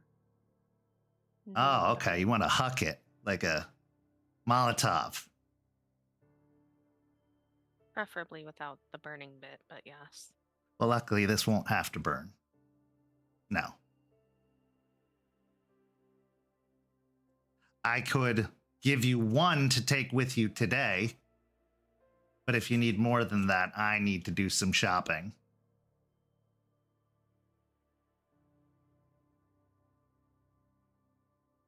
That's fair.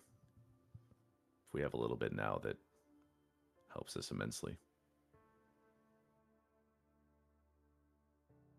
Okay. Well,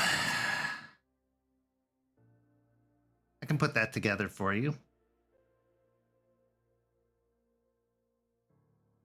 Cost in materials and labor, about $250. I will pull out $250 cash from my wallet and give it to him.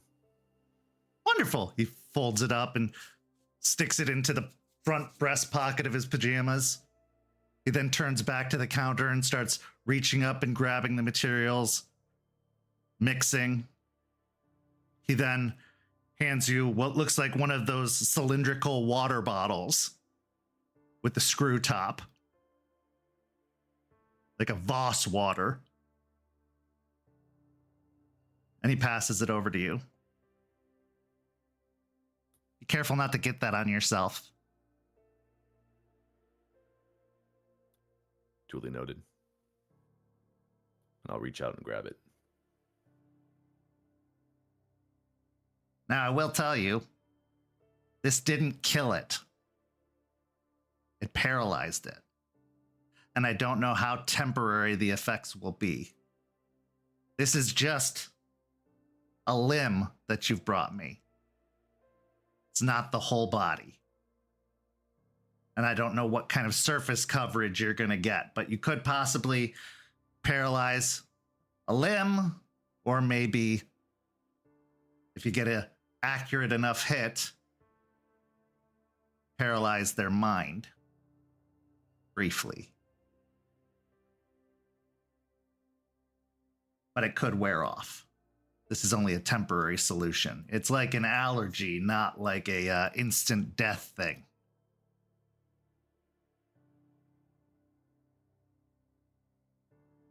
Understood.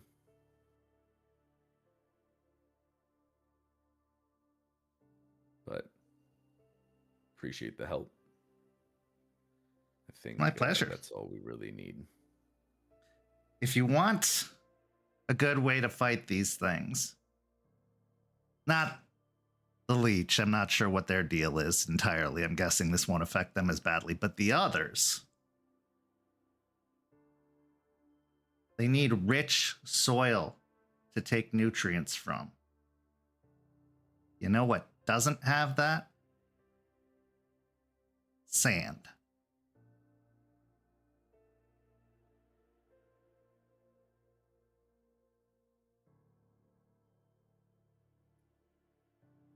Thanks for the advice.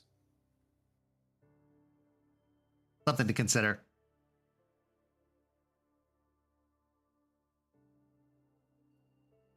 Well, I don't know if I would say that it's been a pleasure, but thanks, Spud. That's what I'm used to hearing. You do know this isn't like a vampires versus werewolves thing. I don't hold any ill will towards any of you. It's just, I know how vulnerable I am. I gotta protect myself.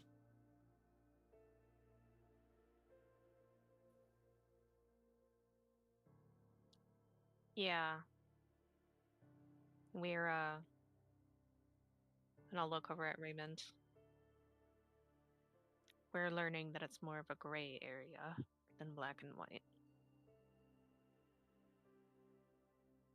I didn't want to be this.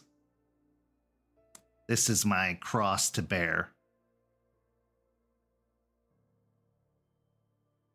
But I make do. Well, it looks like we have that in common, Spud. Sure do. Well, anything else? I'll look over at Juniper.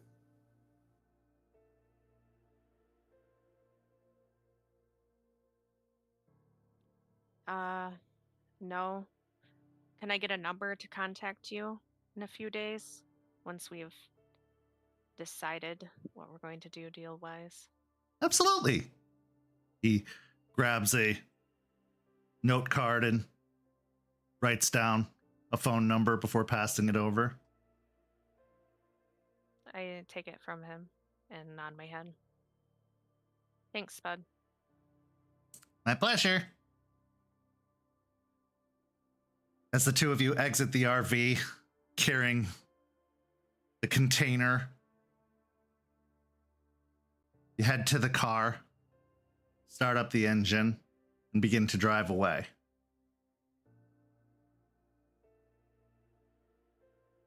If you have anything to say to each other on the way home, now is the time.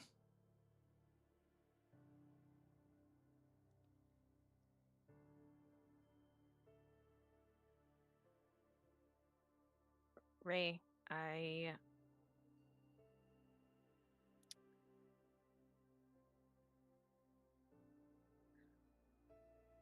know we just talked about those deals and everything, but I can't help but think there's another option here outside of asking Spud to stop supplying and outside of whatever that option was he gave us at the end, where he knows someone that can switch the addictions or whatever. My family, where I come from, we have a lot of solutions to a lot of problems using plants as medicine. All sorts of plants. You can go out into the woods, find pretty much all you would ever need to cure any ailment.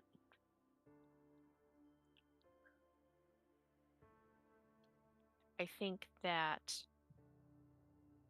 if I talk to Eliza and see what all is available, I could make something that could be a long-term solution and even treat the addictive personality that Delphine has. But it would take time. Tinctures are a slow process.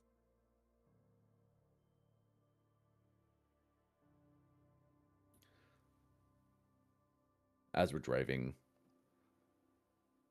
staring at the road, going down, the headlights passing, just staring straight ahead. Be silent for about a minute, just thinking.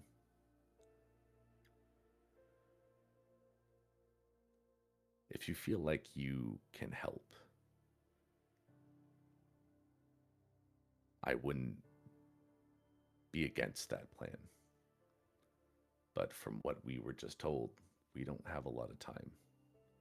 And I'm not saying that I want to accept that deal that Spud mentioned at the end. We're already in a little deep. I don't think that we should have given any sort of sample of our own blood to him. I don't know what he can do or what he will do with that. That's why I was trying to change the deal a little bit, but you made a decision, and it's your decision.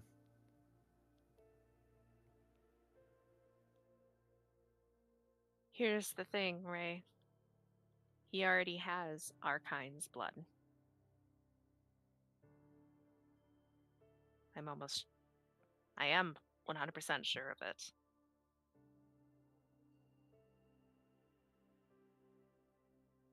From Delphine. You're probably not wrong. But the more samples he gets from us, the more things he potentially can do. And I don't like the idea of that. But we accepted the deal. That's going to happen eventually. You know, we'll cross that bridge when we get to it. But Or burn it down completely.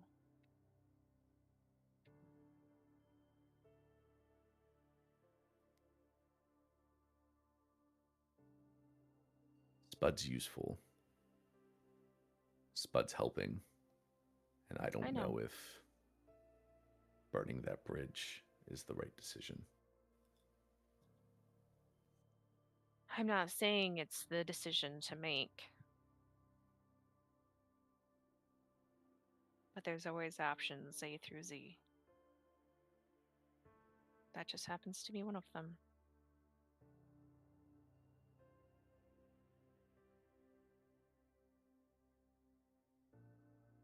Guess we'll burn that bridge when we get to it. I smile and look over at Ray. Now you're getting it.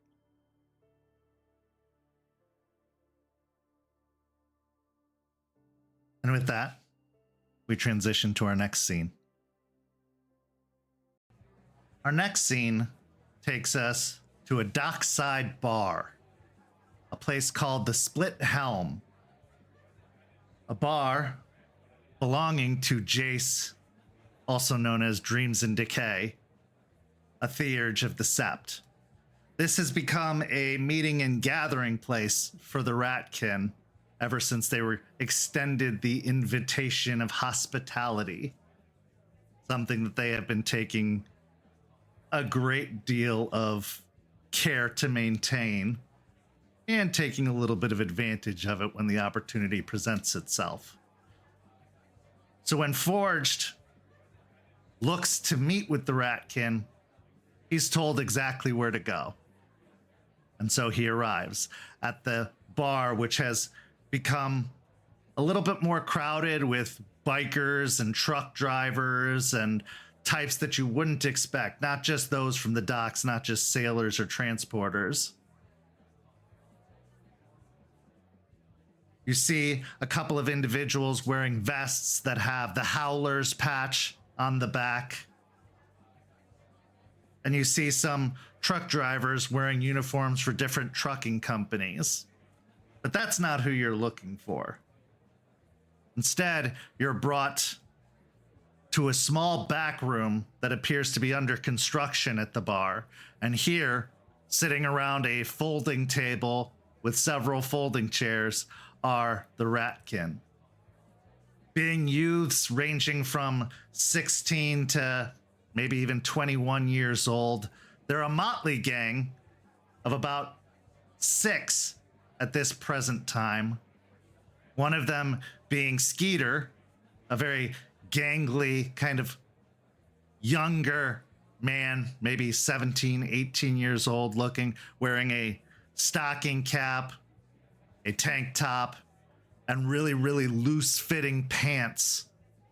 If anybody knows the term Jinko pants, this qualifies, that drape down almost completely over his feet. The others are a ranging bunch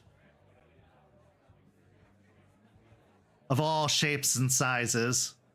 There's even one pot-bellied young man, a little bit more heavy set, who sits over in the corner just snacking away on some of the food that the bar has provided, crumbs falling down onto his shirt.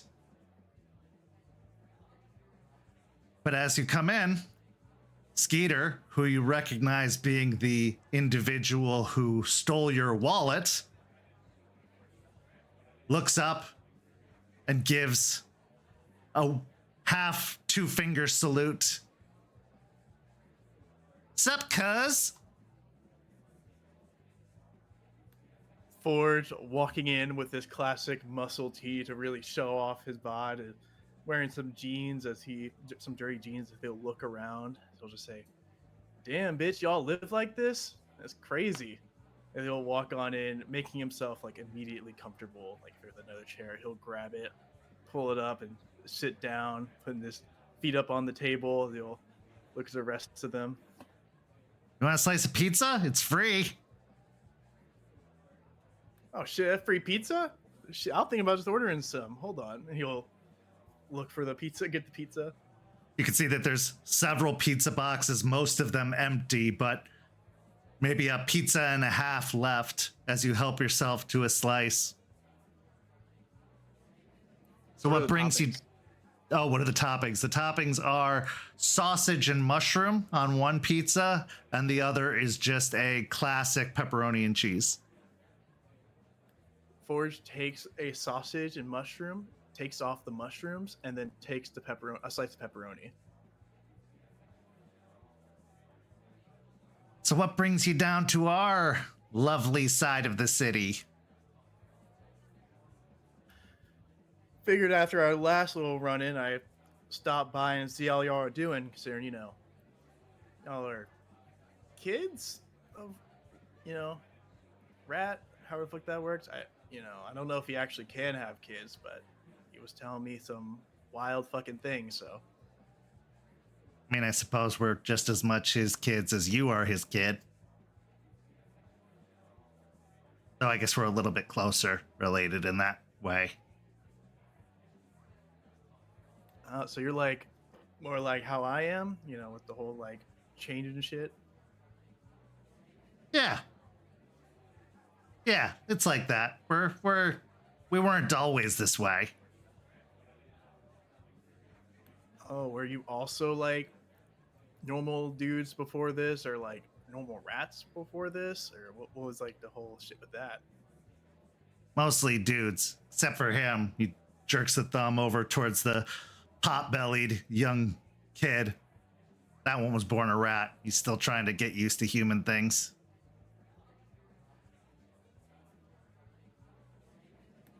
Shit, I've heard about them talking about other, I guess, types like us, but I didn't think to be one of rat. I guess he must be pretty happy about that. Sure. Yeah. Most of the spirits I'm guessing you encounter probably have a changing breed of their own. All of them? I've heard of werebears and weregators and werebats. Shit, I wonder, they got like, oh my god, think about what weregorilla would look like. That shit would be cool as hell. Yeah, those are less fun. They were created artificially. Oh. Yeah. But you could just make them. I met a were-raven once. They call themselves Korax. Of course they would. Was he like a pretentious asshole? He sounds like one. More just that kind of like creepy goth sleep token style. Oh my god, I know exactly someone like that, except not really goth and more like grungy woman of the woods. God, I swear sometimes like when she's still at the house, I can hear Sleep Token playing in another room. At some point, I like them all, but you kind of get sick of it after a while. Especially another person in my crib, at our place where we all hang out at. She also plays Sleep Token while training, which feels like the weirdest music to play while training because like they're more slow. But what do I know? I guess. To each their own. So like, what do y'all do? Y'all just chill? Like, I know we have like our whole save the earth kind of thing. Are y'all also the whole save the earth kind of bullshit, or what's up with that? We're not as preachy about it as the wolves usually are. But we do our own thing. I guess ours is primarily survival most of the time. But we like to do the same kind of things that you like to do. Gather intel, pass it along to people who can make use of it, and try to scrape out a part for ourselves. But yeah, no, we don't get all Gaia is everything preachy. At least this group doesn't. I can drink to that, man. I understand that kind of gets a little frustrating and old after a while when Gaia this, Gaia that. So, yeah. Well, we don't want everything to fall apart. We don't want to go back to the, jungle world. We need civilization. It's a great cover, a great hiding place, a great supply of entertainment and food. We're not all into the wild as much. Yeah, I'd rather be a city rat than a country rat. I get that. Country rats So get picked off by barn owls. Fuck, man. Now it made me thinking about were owls. That shit sounds terrifying. They'd probably be able to turn their heads around and shit. That'd be freaky. Yeah, I can't say I've met one of those. But how long have y'all been here? I mean, I don't think I've really seen y'all running around before, though. I don't know if that's because y'all were rats running around or if you're just sneaky like that. But I've been hanging around Ybor for a hot minute. First time I saw y'all. We've been in town a few months.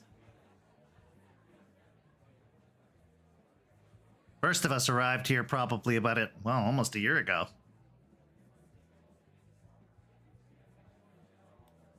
Came here for a reason or just big city place to be?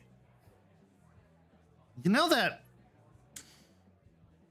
feeling you get, like where your hair stands up on the back of your neck and you get like goose flesh all over your arms? Well, we got something like that. Something that just told us we were supposed to be here. And Rat, well, boss man agreed. But it was like a calling of sorts. Something was drawing us here.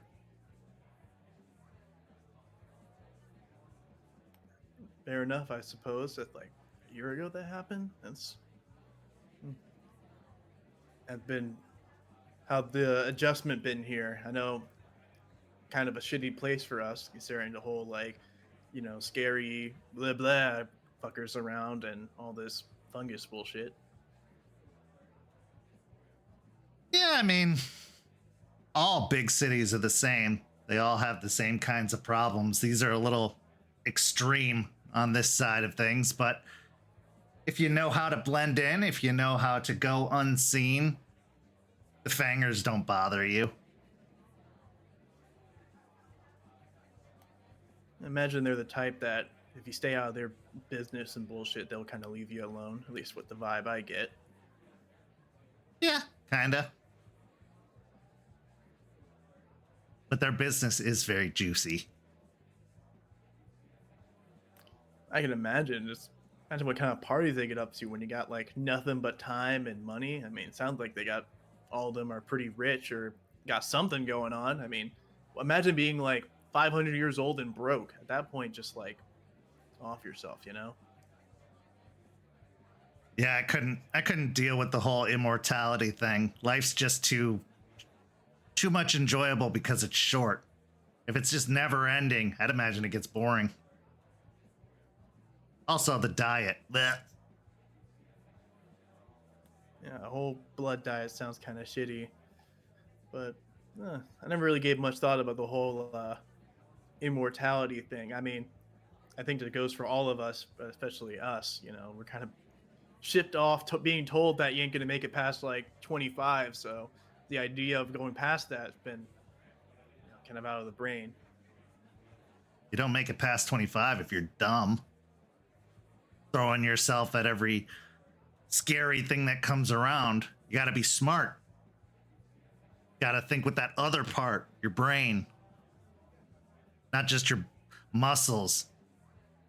It's kind of one thing that sets us apart from you guys is you're used to being in charge. You're used to being on top of the heap.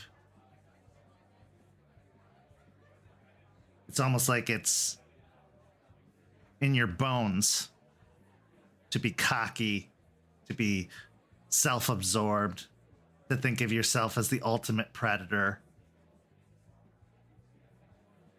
But we're not. None of us are. There are two things that we can't escape. One of those is time. Catches up with all of us. And the second is people. Humans, specifically. Those that fear what they don't understand. And they're going to do one of three things to something they don't understand. Eat it, kill it, or fuck it.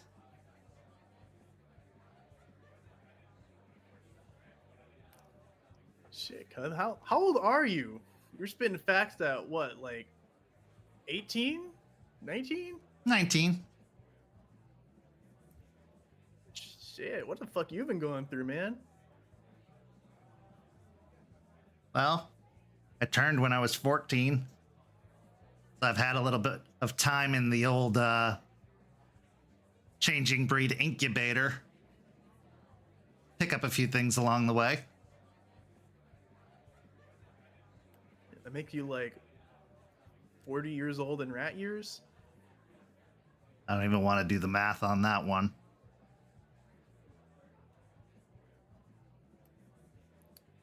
Forge will like lean forward, take a bite, like a large bite of his pizza. He folds it up like a taco when he does it. Take the larger bites, as he'll nod to that as he'll look around to all the others and.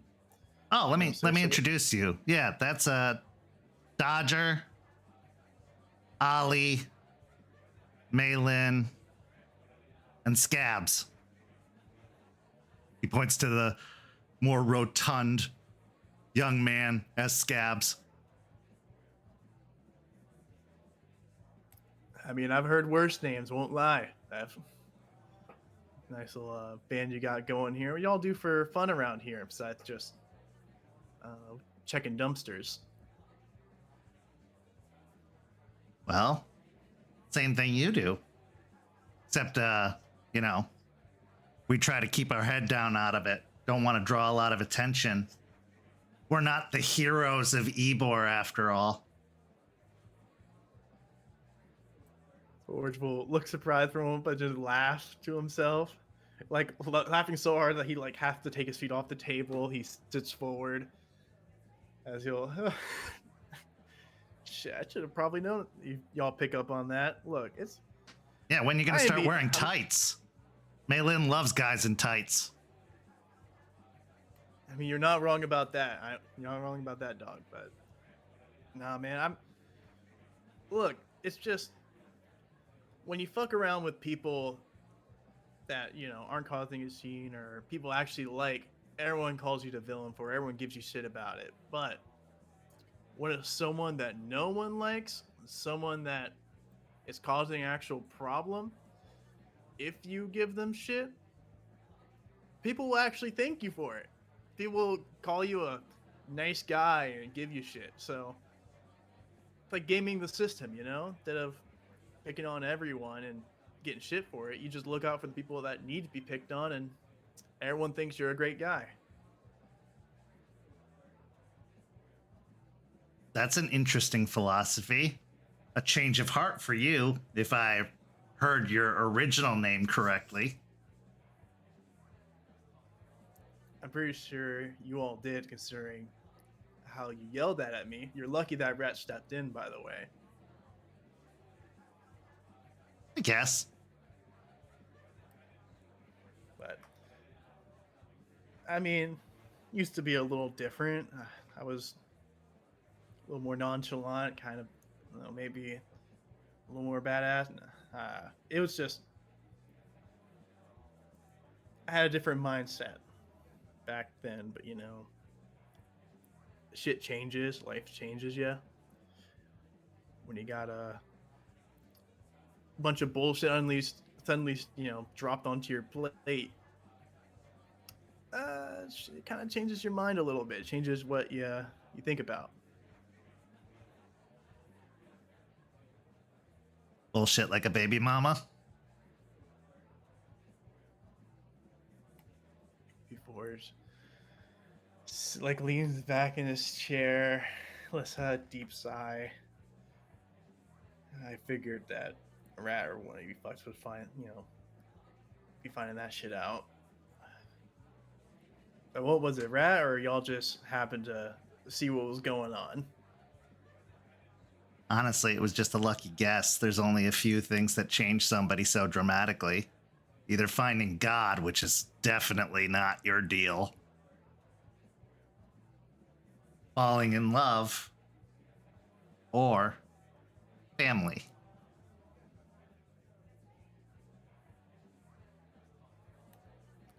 You're right there. It's true. Gotta, yeah, had a kid. Tried to, bail on it. Or, life has a way of catching back up to you, so. She came knocking at my door, and,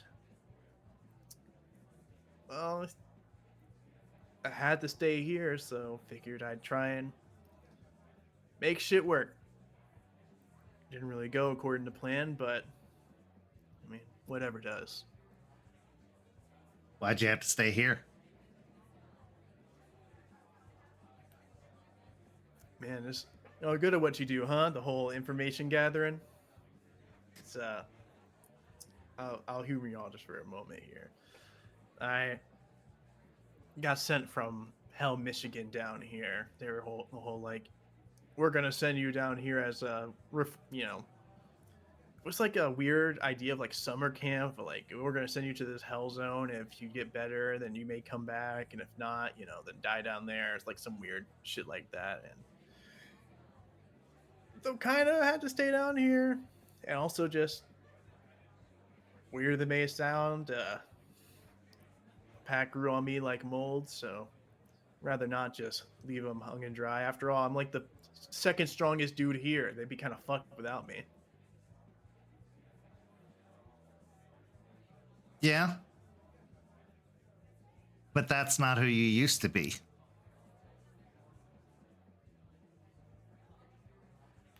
The second strongest dude, or the guy that wouldn't leave his homies out to dry? Pick one. So both. All right. Yeah, I mean, shit, time changes a man. What can I say? I mean, especially when you're while working in dog years, every moment kind of is more fucking important. So you gotta, shit hits differently when every day your life's on the line, and you got a kid and a baby mama and a bunch of people who, one of them maybe only comparable to you in strength and gotta rely on you. Otherwise, they might self-destruct and, hate each other. You can keep giving time all the credit you want. You chose to change. We're really doing this right now? We're really having this moment? Oh, I don't give a fuck one way or the other, but it's just fun to watch you squirm. Here are Rat's kids. You're all little shits. Forge will let out a little laugh as he takes everybody's pizza. God. I remember saying this kind of shit to one of my pack mates not too long ago. Fucking sucks tasting your own medicine. Well, there's a belief that what goes around comes around. If you give it, you're gonna get it. Well, when it explains some of the beatings I got lately, I guess karma came back to fuck me over with that.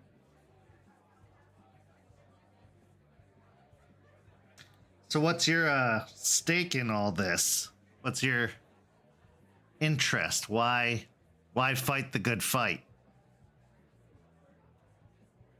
Besides just not wanting the world to end because I live in it, like I said, I got a kid now, man. I mean, before, I didn't really give that much of a fuck because, I mean, it's more just about me, right? Like, I could, I wanted to survive in this world, and if they destroyed everything, that would kind of suck for me. But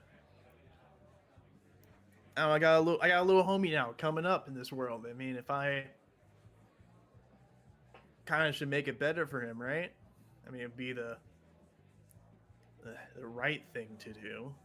I mean, it would be kind of an asshole move to just raise him in this world and be like, "Good luck, buddy. Everything's fucked," and just leave,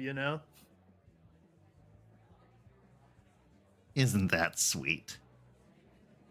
But I get it. You're looking towards the future. That's interesting.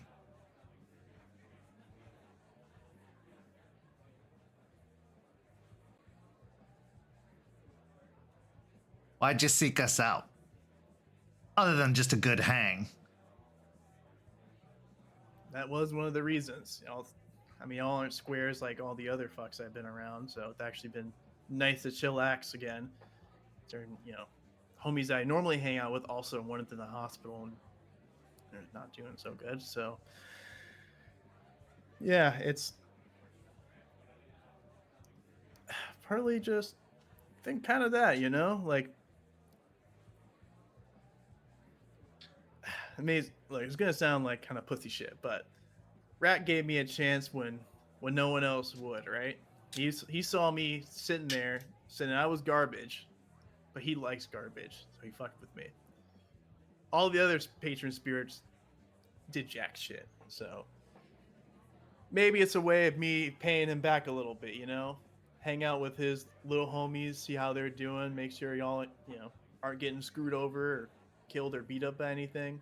And, y'all give me some free pizza and we hang it, a little exchange there. And maybe information, I mean, that too. So you're offering to be our bodyguard? I mean, I wouldn't say yeah. I'm pretty willing to beat up people if you need me to, but more just like maybe part of the crew, you know what I mean? Hang out with y'all, see what y'all doing, and maybe help y'all get some information. Because, everyone could always use a big guy with muscles. That is very true. Well, big guy with muscles. Maybe I can help you out a little bit. You said you had a friend in the hospital? That's true. Name's named Damien. He was the homie of mine. One of the few that I actually have down here. You want to know what happened to him? There's Forge this whole time was smiling, sitting back, very just at ease and calm around them. Partly because he's 90% sure he could take them all out if he needed to. But right now, as soon as he hears that, there's just a drop in all of that. His face just goes serious as he sits forward. And he'll say, "You know what happened?"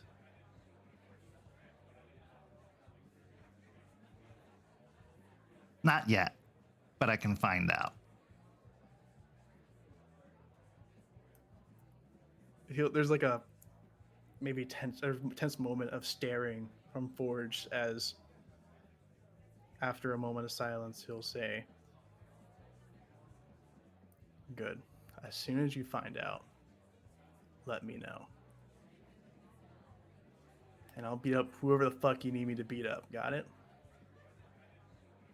Deal.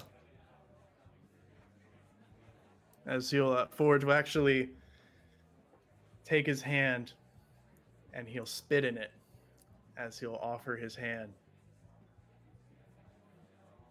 Skeeter does one of those nostril clearing hawks before he spits into his own hand and holds it out and shakes yours.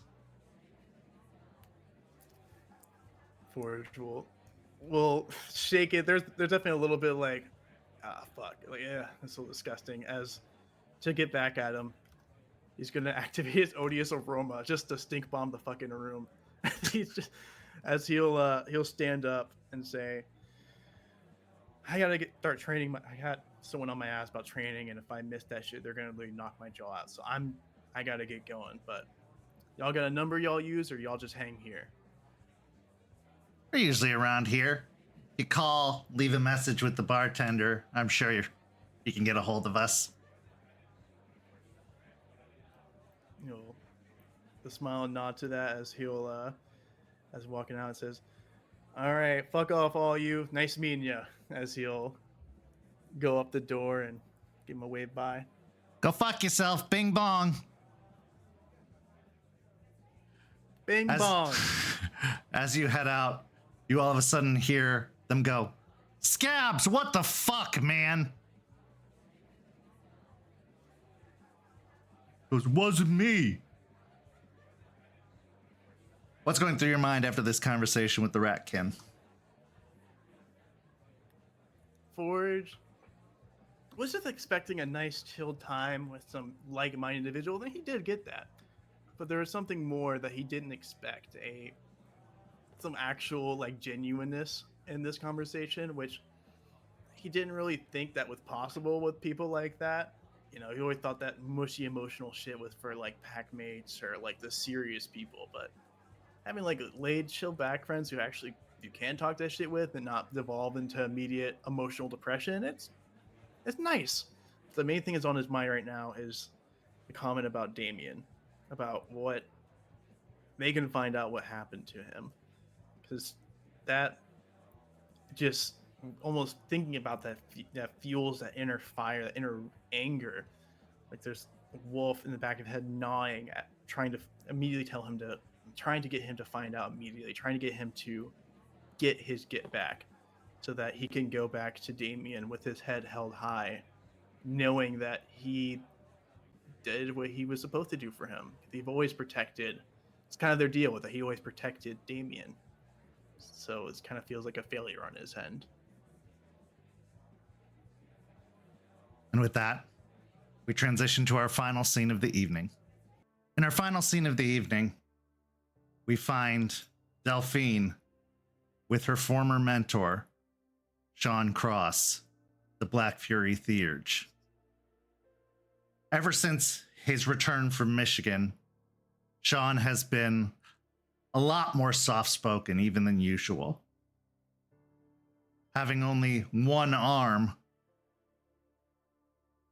after having lived a life with two is a difficult adjustment. Not to mention watching everyone you care about die.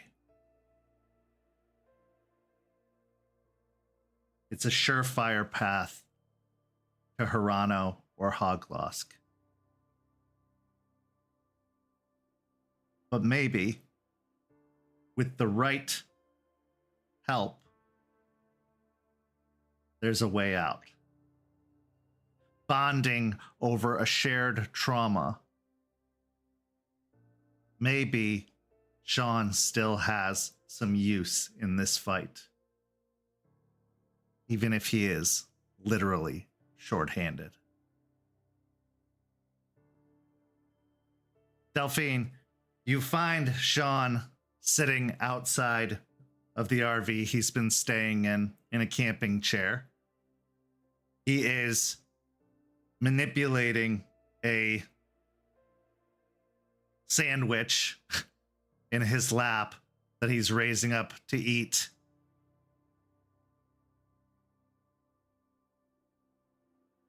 The scene is yours. Delphine probably would have been a gradual thing throughout the day of her like inching towards the RV and then like deciding not to, and then like an endless vicious cycle of her trying to go over, changing her mind, and then trying to go over again. But this time she'll finally just make herself finally go over to Shawn, and seeing him like with the sandwich, she is glad that she casually thought to bring some beer that Forged left in the cooler from the night before. And she'll walk over. She'll make sure she takes the top off first, but she'll head on over and offer it to him.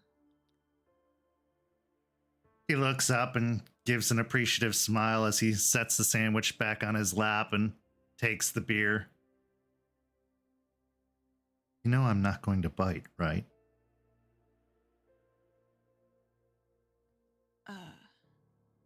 Yeah, no, I know you're not gonna bite.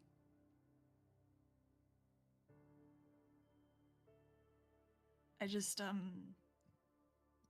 been having a little bit of a rough, week. I can tell. You want to talk about it? Is there like lawn chairs? Yeah. Okay. She'll take a seat in one of the lawn chairs, and she'll fall into the nervous habit of fiddling with her sleeves when she's anxious. And she'll basically pull them, so just pull on them until just the tips of her fingernails are sticking out. Mainly not wanting to see her arms, especially too, just because ever since that night, she's reluctant to even look at any of her exposed skin, especially her arms. And she'll take a deep breath and she'll just point blank. Do you think I'm a bad theurge?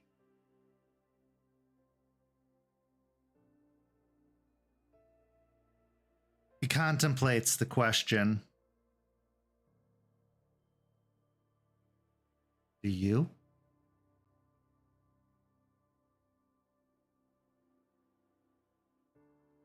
I don't think I'm doing it right.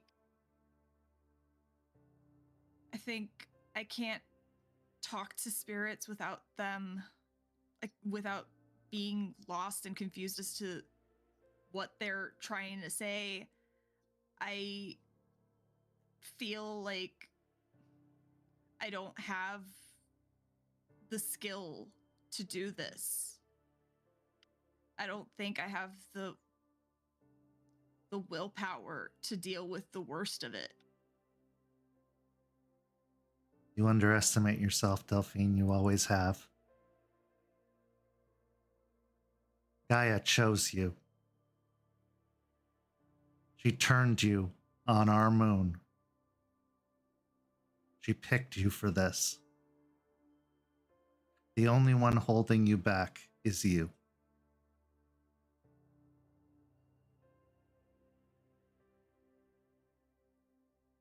Maybe she made a mistake because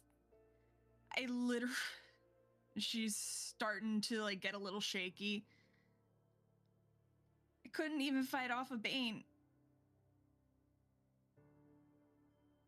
He reaches over and places his hand upon your hands because you had a bad teacher.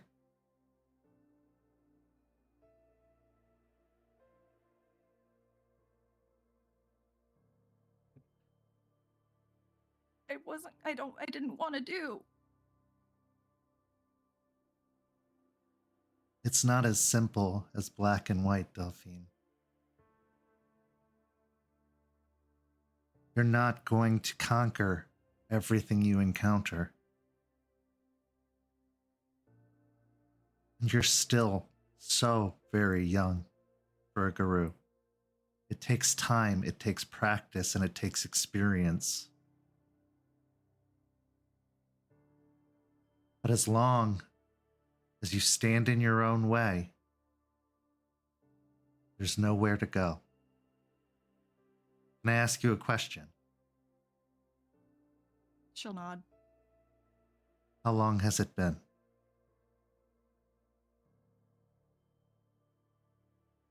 Since I used? He doesn't answer. I haven't been able to leave the cairn since that happened. So since the 25th.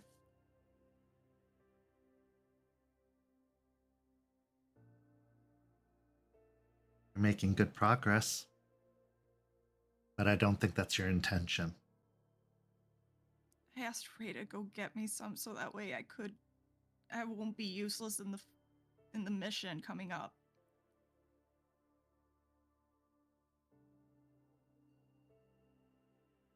And you think you're useless without it? She just holds up her hands and they're just shaking, tremors going through her. Her body is at the point where it's starting to ache. And you could see in her palms where she's just been gripping her hands so tightly that just there's crescents from her fingernails just indented in the palm.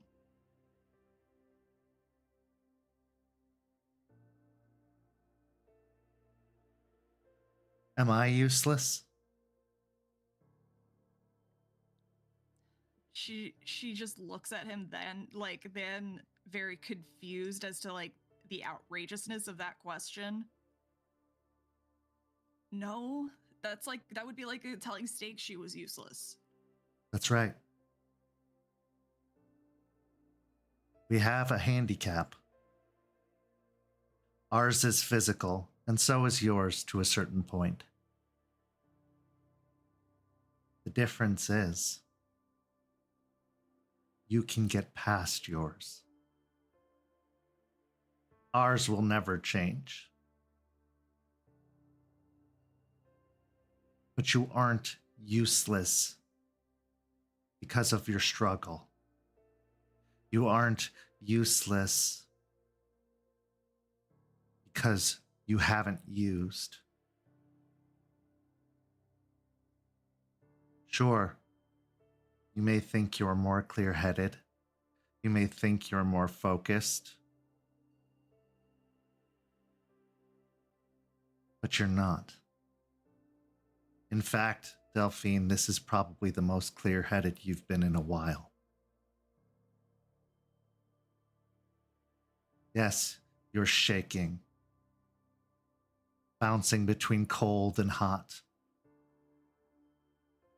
digging your fingernails into your hands.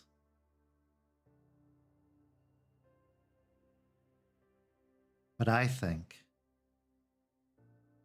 you're thinking more clearly than you have in a long time. And as long as you think about something else other than what you need, I think you'll know that.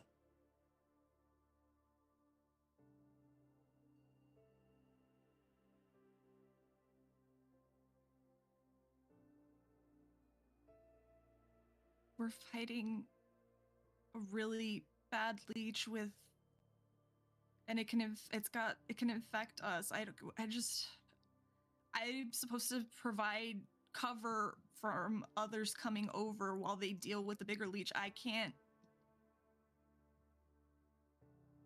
don't know. I'm worried that I'm not going to be able to fight them off. Like, what if I fuck up because of my withdrawal? What if I get one of them killed? What if I get Stakes hurt or whatever? Like, I don't want me being a liability to affect anyone else getting hurt.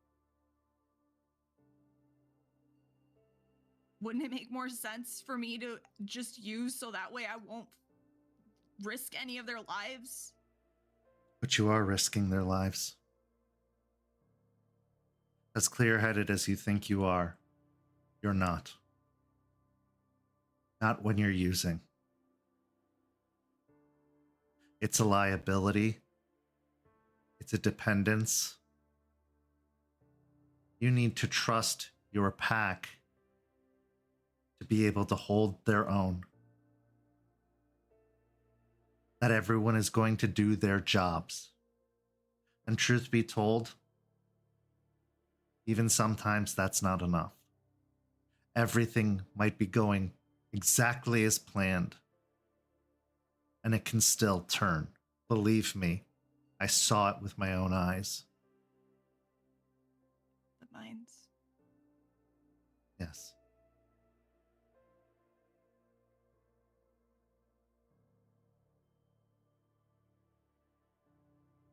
You can't protect everyone, but you can protect yourself. And in doing so, you are relieving them of the need to protect you.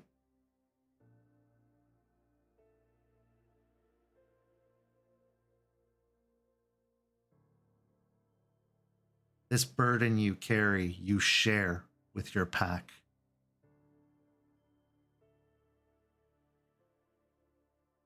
But this is a burden, one of very few that you can choose to unload.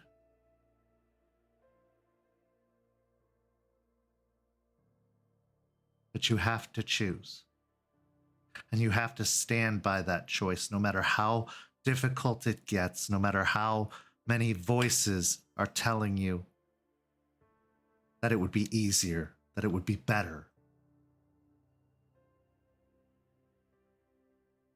That Bane that you speak of, it's drawn to you because you draw it to you.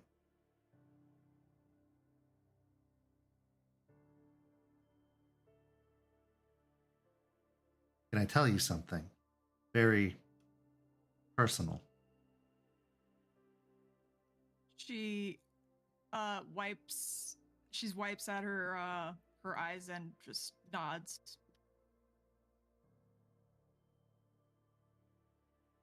When I was in my late teens,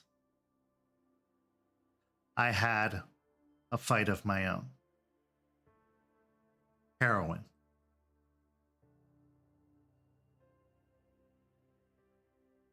It was through rehab that I finally was able to unload that burden. And in doing so, that's when Gaia chose me.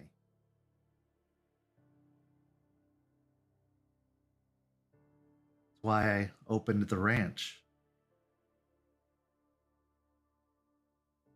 That's why I spend very little time in the city.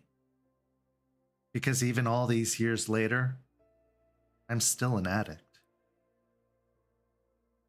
I know this about myself, but I don't let it define me. I let the good I do in exchange define me.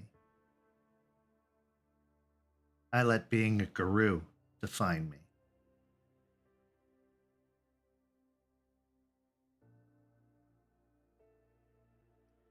I wanted this to be a fresh start for me. It is.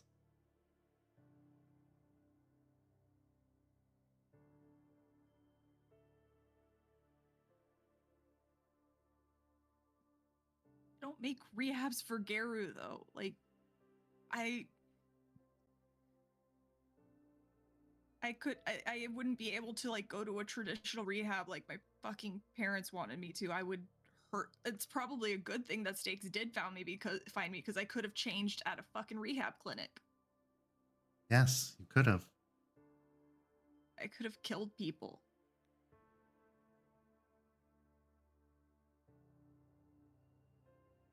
But you didn't. And while you're right, you can't go to a traditional facility. There are alternatives. Well, like Charles fucking getting the leash out again. Which, yes, he did do. And you thought my teaching was bad.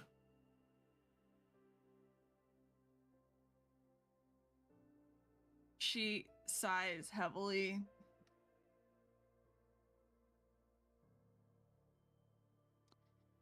I don't think neither of us were ready for each other. That, you are absolutely correct. I was fresh off of defying my parents, and you were trying to do exactly what they were trying to do to me, so I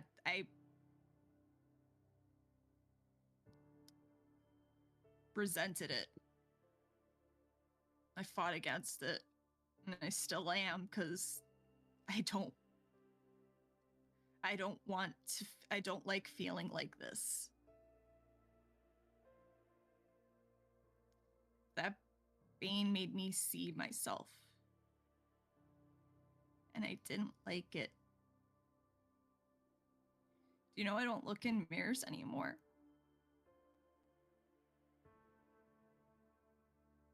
But we need them, Delphine, to be good theurges.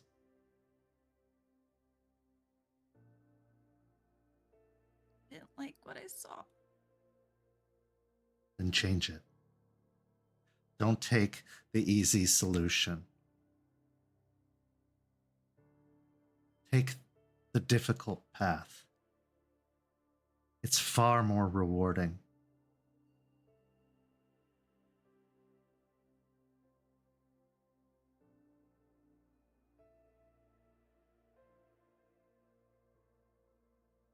want that pain coming back.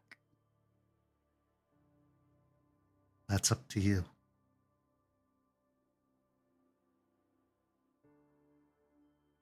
It's not going to go away. Not at first. But as long as you starve it from what it wants, what it needs, it will diminish, just like what you're feeling right now will diminish.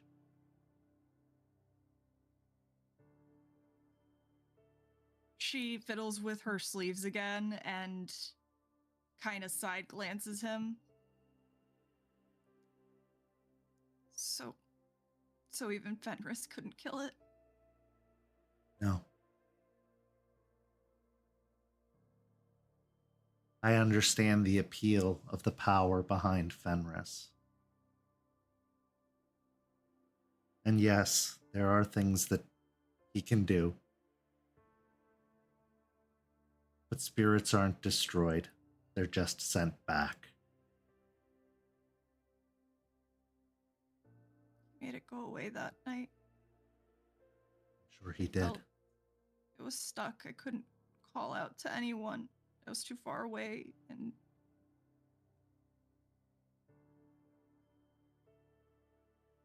I was scared, so I let him. I understand.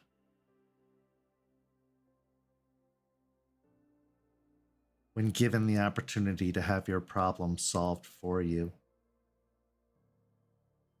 it is in our nature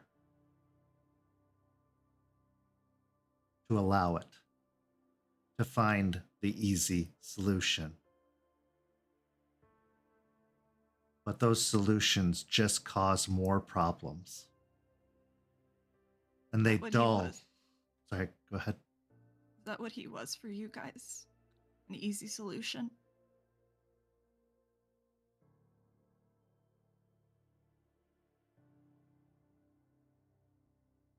He was a manifestation of all of our frustration and anger.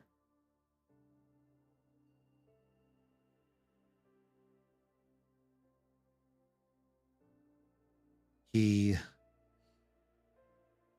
broke through to some of us, which caused the conflict in our sept, which caused a great deal of pain and loss, which only caused more anger.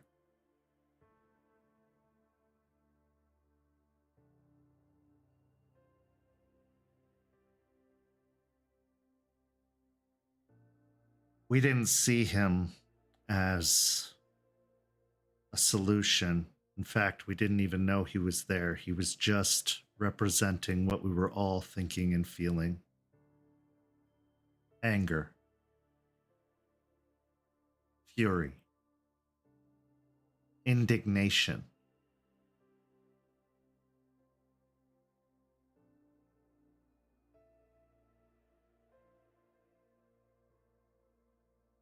That's how I feel now. Ever since I let him help, just everything about what happened makes me angry.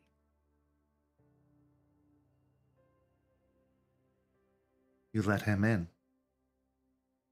But that anger was going to be there regardless.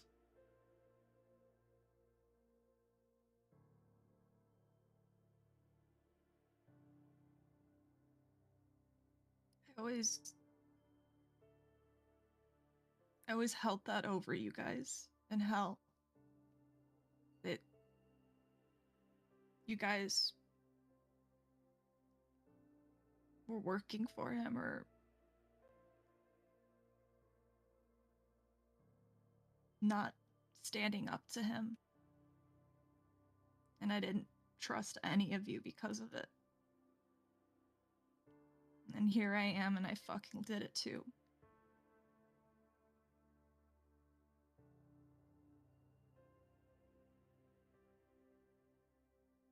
You are still Sure. human, Delphine.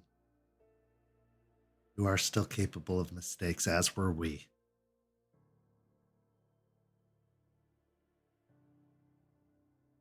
And she'll just look at him. Sorry. I'm sorry too. You needed something I wasn't capable of giving. Not in the way I should have. But I'm capable now. It's not like I have much else to do, he says with a dry chuckle as he moves his shoulder up and down to the stump of his arm. She chuckles a bit at that. I'm sure Eliza likes having someone closer to her age around. Even I think she's old. She'll chuckle a little bit at that and wipe at her eyes, and she'll take a few deep breaths and try to basically hold her hands a little steady, just trying to fight off the shakiness. And she'll look at him again. Shawn, I need help.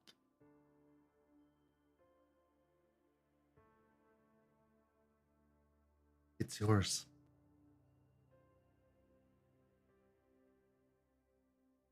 And she'll hug him. He wraps his one arm around, giving a gentle squeeze. You don't have to do this alone.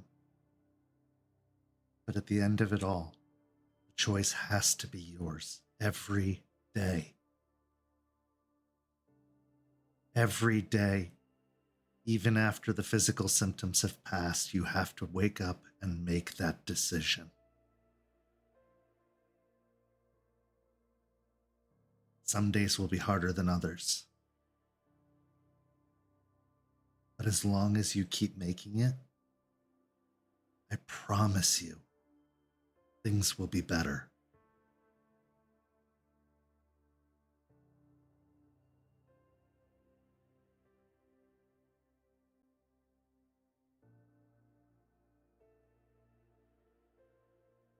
She'll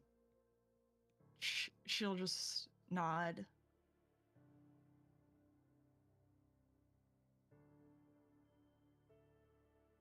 Try. I know you will. And on days when you don't feel like you can make that decision, find me. I will help you.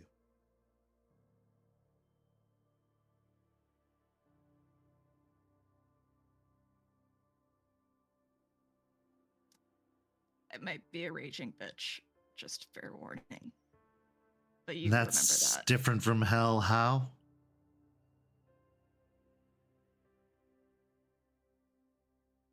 It's good. This time you can't. This time you're not allowed to give up on me. This time I won't.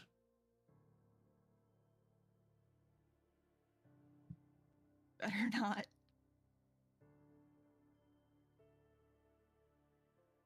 When I was at my weakest, broken,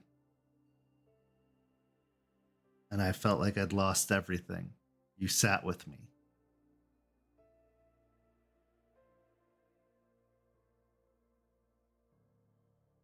I will never forget that.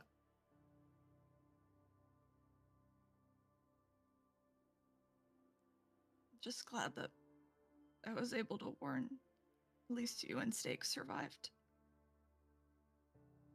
Yes. I just wish Red and Aaron. I know. I do too. But it happened. But we're still here. We still have value and use. We still can get to the other side and make sure it wasn't for nothing. Make sure it meant something.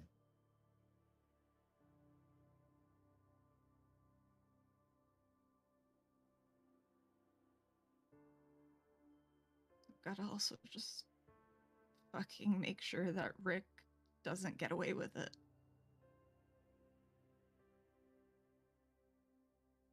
On that, we agree.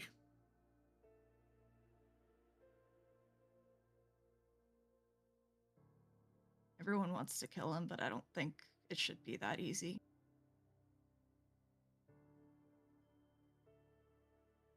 They don't understand what it is to be a slave to something truly evil.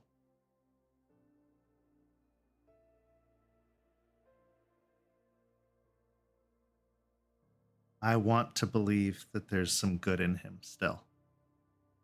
I want to believe that there is a guru worth redeeming. I want to believe that he can be brought back from that side, just like I was brought back from a very dark place, just like you will be.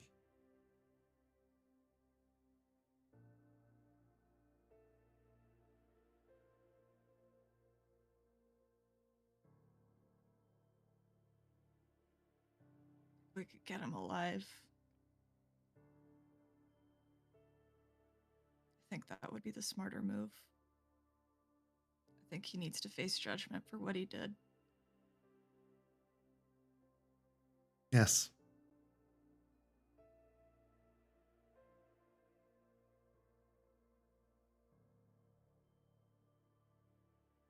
But that's not something you need to worry about now. All right.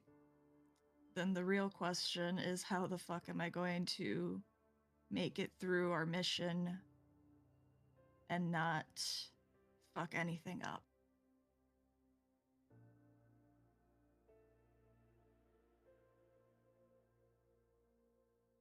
First, you have to be honest with yourself and your packmates about what you're capable of, what you can do. Second, you have to be okay with the fact that certain things aren't going to be accessible to you as easily. And you have to not get frustrated if it doesn't work right away. You have to be patient with yourself. You are capable of more than just one or two things. Use all of the tools at your disposal. Use all of the gifts Gaia has granted you.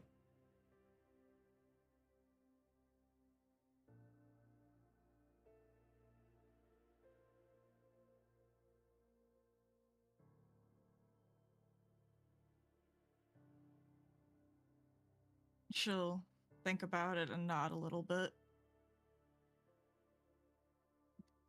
Worried about me being able to throw stuff, but maybe we'll figure something out.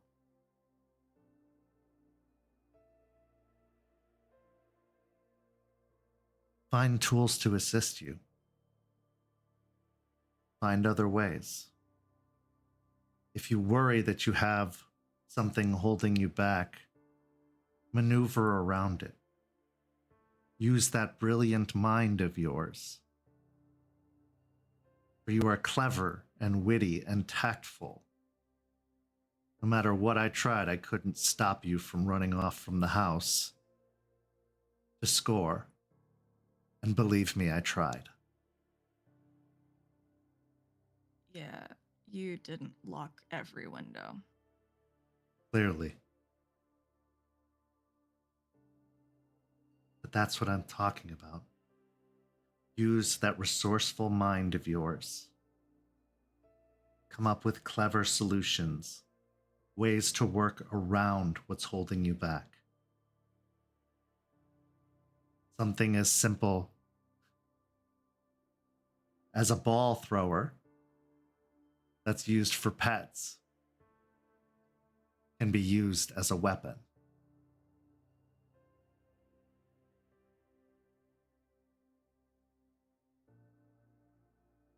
Yeah, I could get one of those.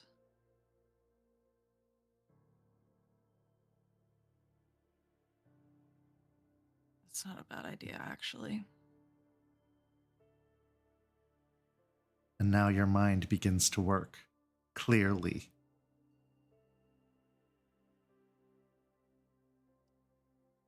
Thought about t-shirt cannon too, but that might be a little much. Might be a little hard to source or locate in a short period of time. But you're thinking. There are no bad ideas. I'm sure Forge knows of some bar in Ybor that does weird shit like that. Maybe.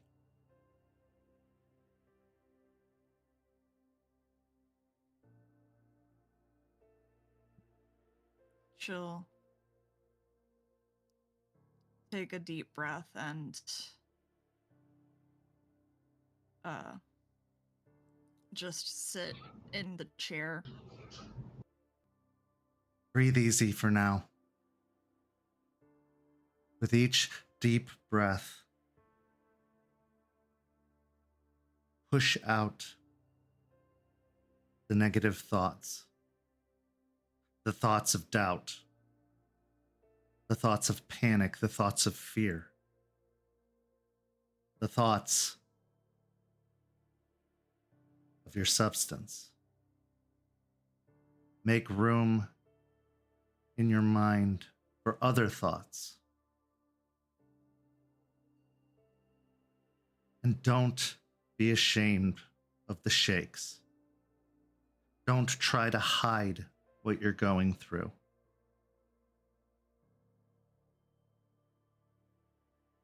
Nobody faults you if you're making good decisions.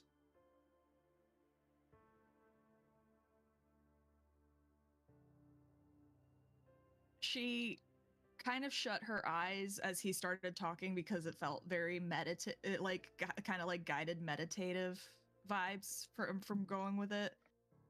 And when he pauses there, she'll open her eyes again and just exhale the breath she was holding. I try to make good choices, but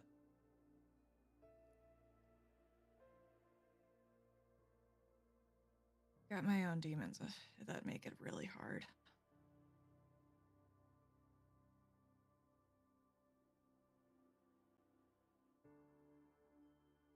I'll try.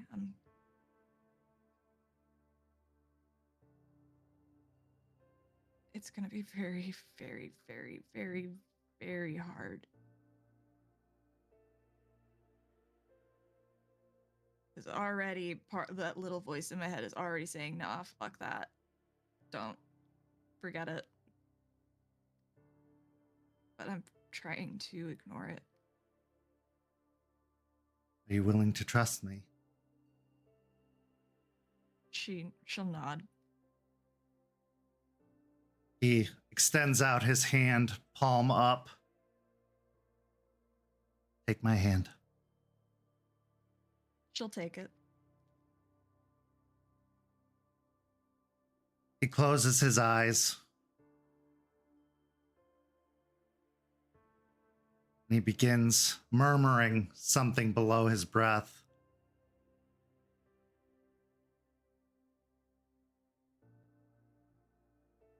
And as he does so, you see his skin start to grow pale. His cheeks start to sink in.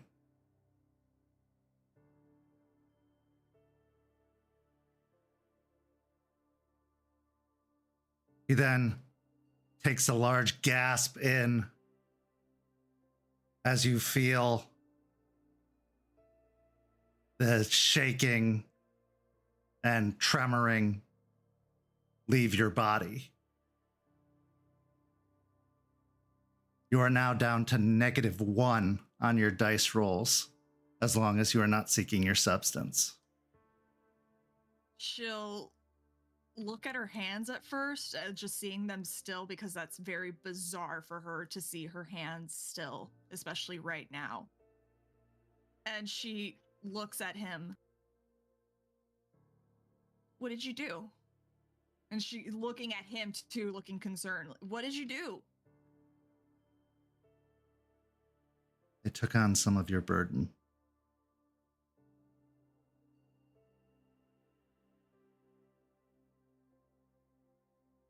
We are empathically linked.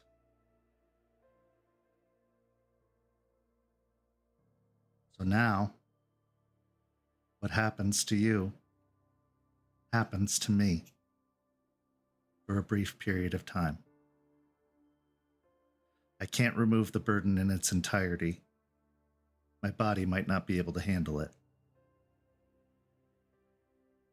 But I can lessen the sting, at least for a short while, and take on some of your cares as they happen. She wants to protest immediately just because she doesn't want to put her bullshit on someone else, but she knows that it's giving her a better opportunity to be more level-headed and capable during the mission. And she knows that right now is important, and he probably also, given everything that's happened, needs to feel useful in some way because he is a stubborn old man in her eyes, even though he's not as old, even close to Eliza's age, but old in her eyes. He's a stubborn old man who probably wants to try to find something that he is still capable of doing and will likely not let up. But she will look at him and say, the second we're done with the mission, you cut that out, okay? Okay. He then reaches down into his pocket and pulls out his cell phone. He thumbs it with one hand and then holds it up. And you can see that the camera is in selfie mode. Look at it. She will struggle at first. Like, has her head ducked down at first and is trying to flick her eyes up, but it's painful. She doesn't like seeing herself, but she'll use that little bit of effort left in her after everything, and she will force herself to look at her reflection in the selfie mode. And it's very clear right away her expression shows that she does not like what she sees. She doesn't like seeing the dull hair. She doesn't like seeing the sallow face. Except she doesn't see any of that. There are no bags around her eyes. Her hair is thicker and fuller. Her cheeks are still sunken in just a little bit, but not nearly as bad as usual. And there's actually some color to her skin.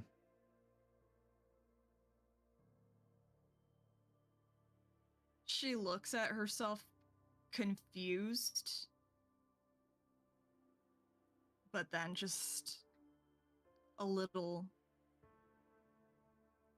Her eyes start watering all over again.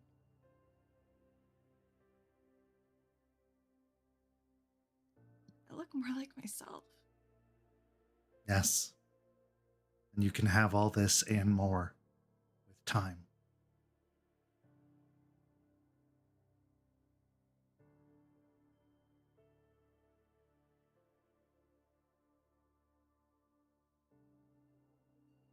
She is having trouble forming words just staring at herself, but she'll like swallow thickly around that lump in her throat and just nod.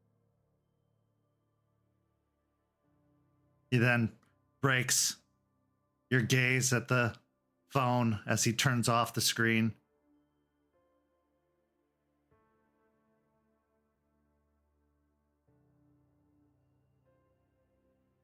Try.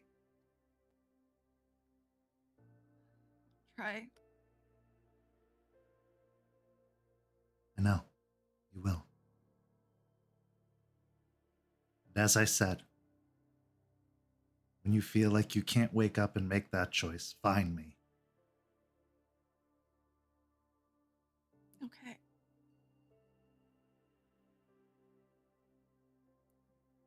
And she kind of like takes a deep breath and will look at the phone, and she'll just take the phone from him and, shaking her head, just like thumbs through it and sets up, goes to the settings to set up Face ID. Just, you're making it harder on yourself. It can scan your face to open now. Thank you. I was never very good with these things. Okay, boomer. Okay, child.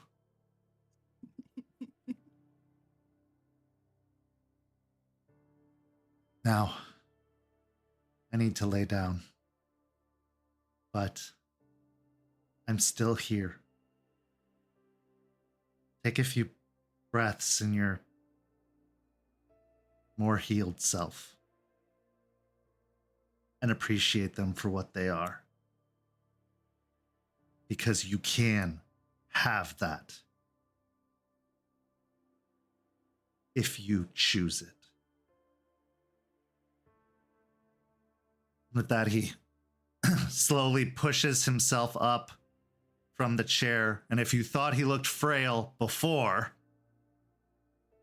he looks even more frail now as he shuffles towards the door to the RV and opens. She'll get the door for him. Just because she feels bad right now. He turns back and gives you a smile before heading into the RV. And this is where our story comes to a close this evening. But not without one last scene. In our final scene, we find ourselves in the private back room of the Split Helm. Several of the Ratkin are passed out, either on the table or on the floor, except for Skeeter, who is still awake. He's looking at his cell phone and at a list of text messages. He scrolls through until he stops on a text message addressed to a 734 number, Michigan. The message reads, "He's in Tampa." And he swipes and deletes the message. And this is where our story comes to a close. Thank you so much to these amazing players. Thank you to everybody watching at home. We are taking a week off from Hellhounds next Thursday, but you can come back, or next Friday, but you can come back to us the Friday after that, the 21st, at which point we will be back at it again. Tune in to Rage Across Tampa on Tuesday to see more of what's happening in the Tampaverse. And if you're interested in joining the Tampaverse, apply now, as was shown in the video before. But for these amazing players, I'm Kent. Thank you so much for watching, and we'll see you next time.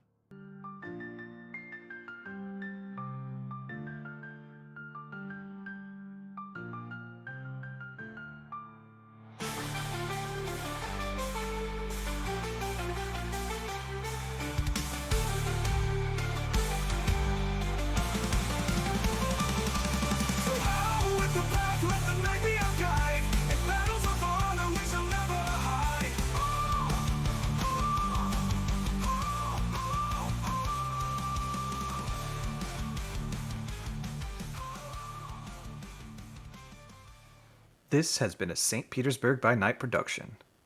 Hellhounds is produced in arrangement with the World of Darkness and Dark Pack. The storyteller for Hellhounds is Kent. Tonight's characters were voiced by Jay, Lilith, Ben, Nikki, and Katie. Theme song, Rage Across Tampa lyrics by Preston and Kent. Visit our website at stpbynight.com for more information about all of our productions and how you can become part of our community. Thank you for listening. Until next time, fangs, stakes, and claws out.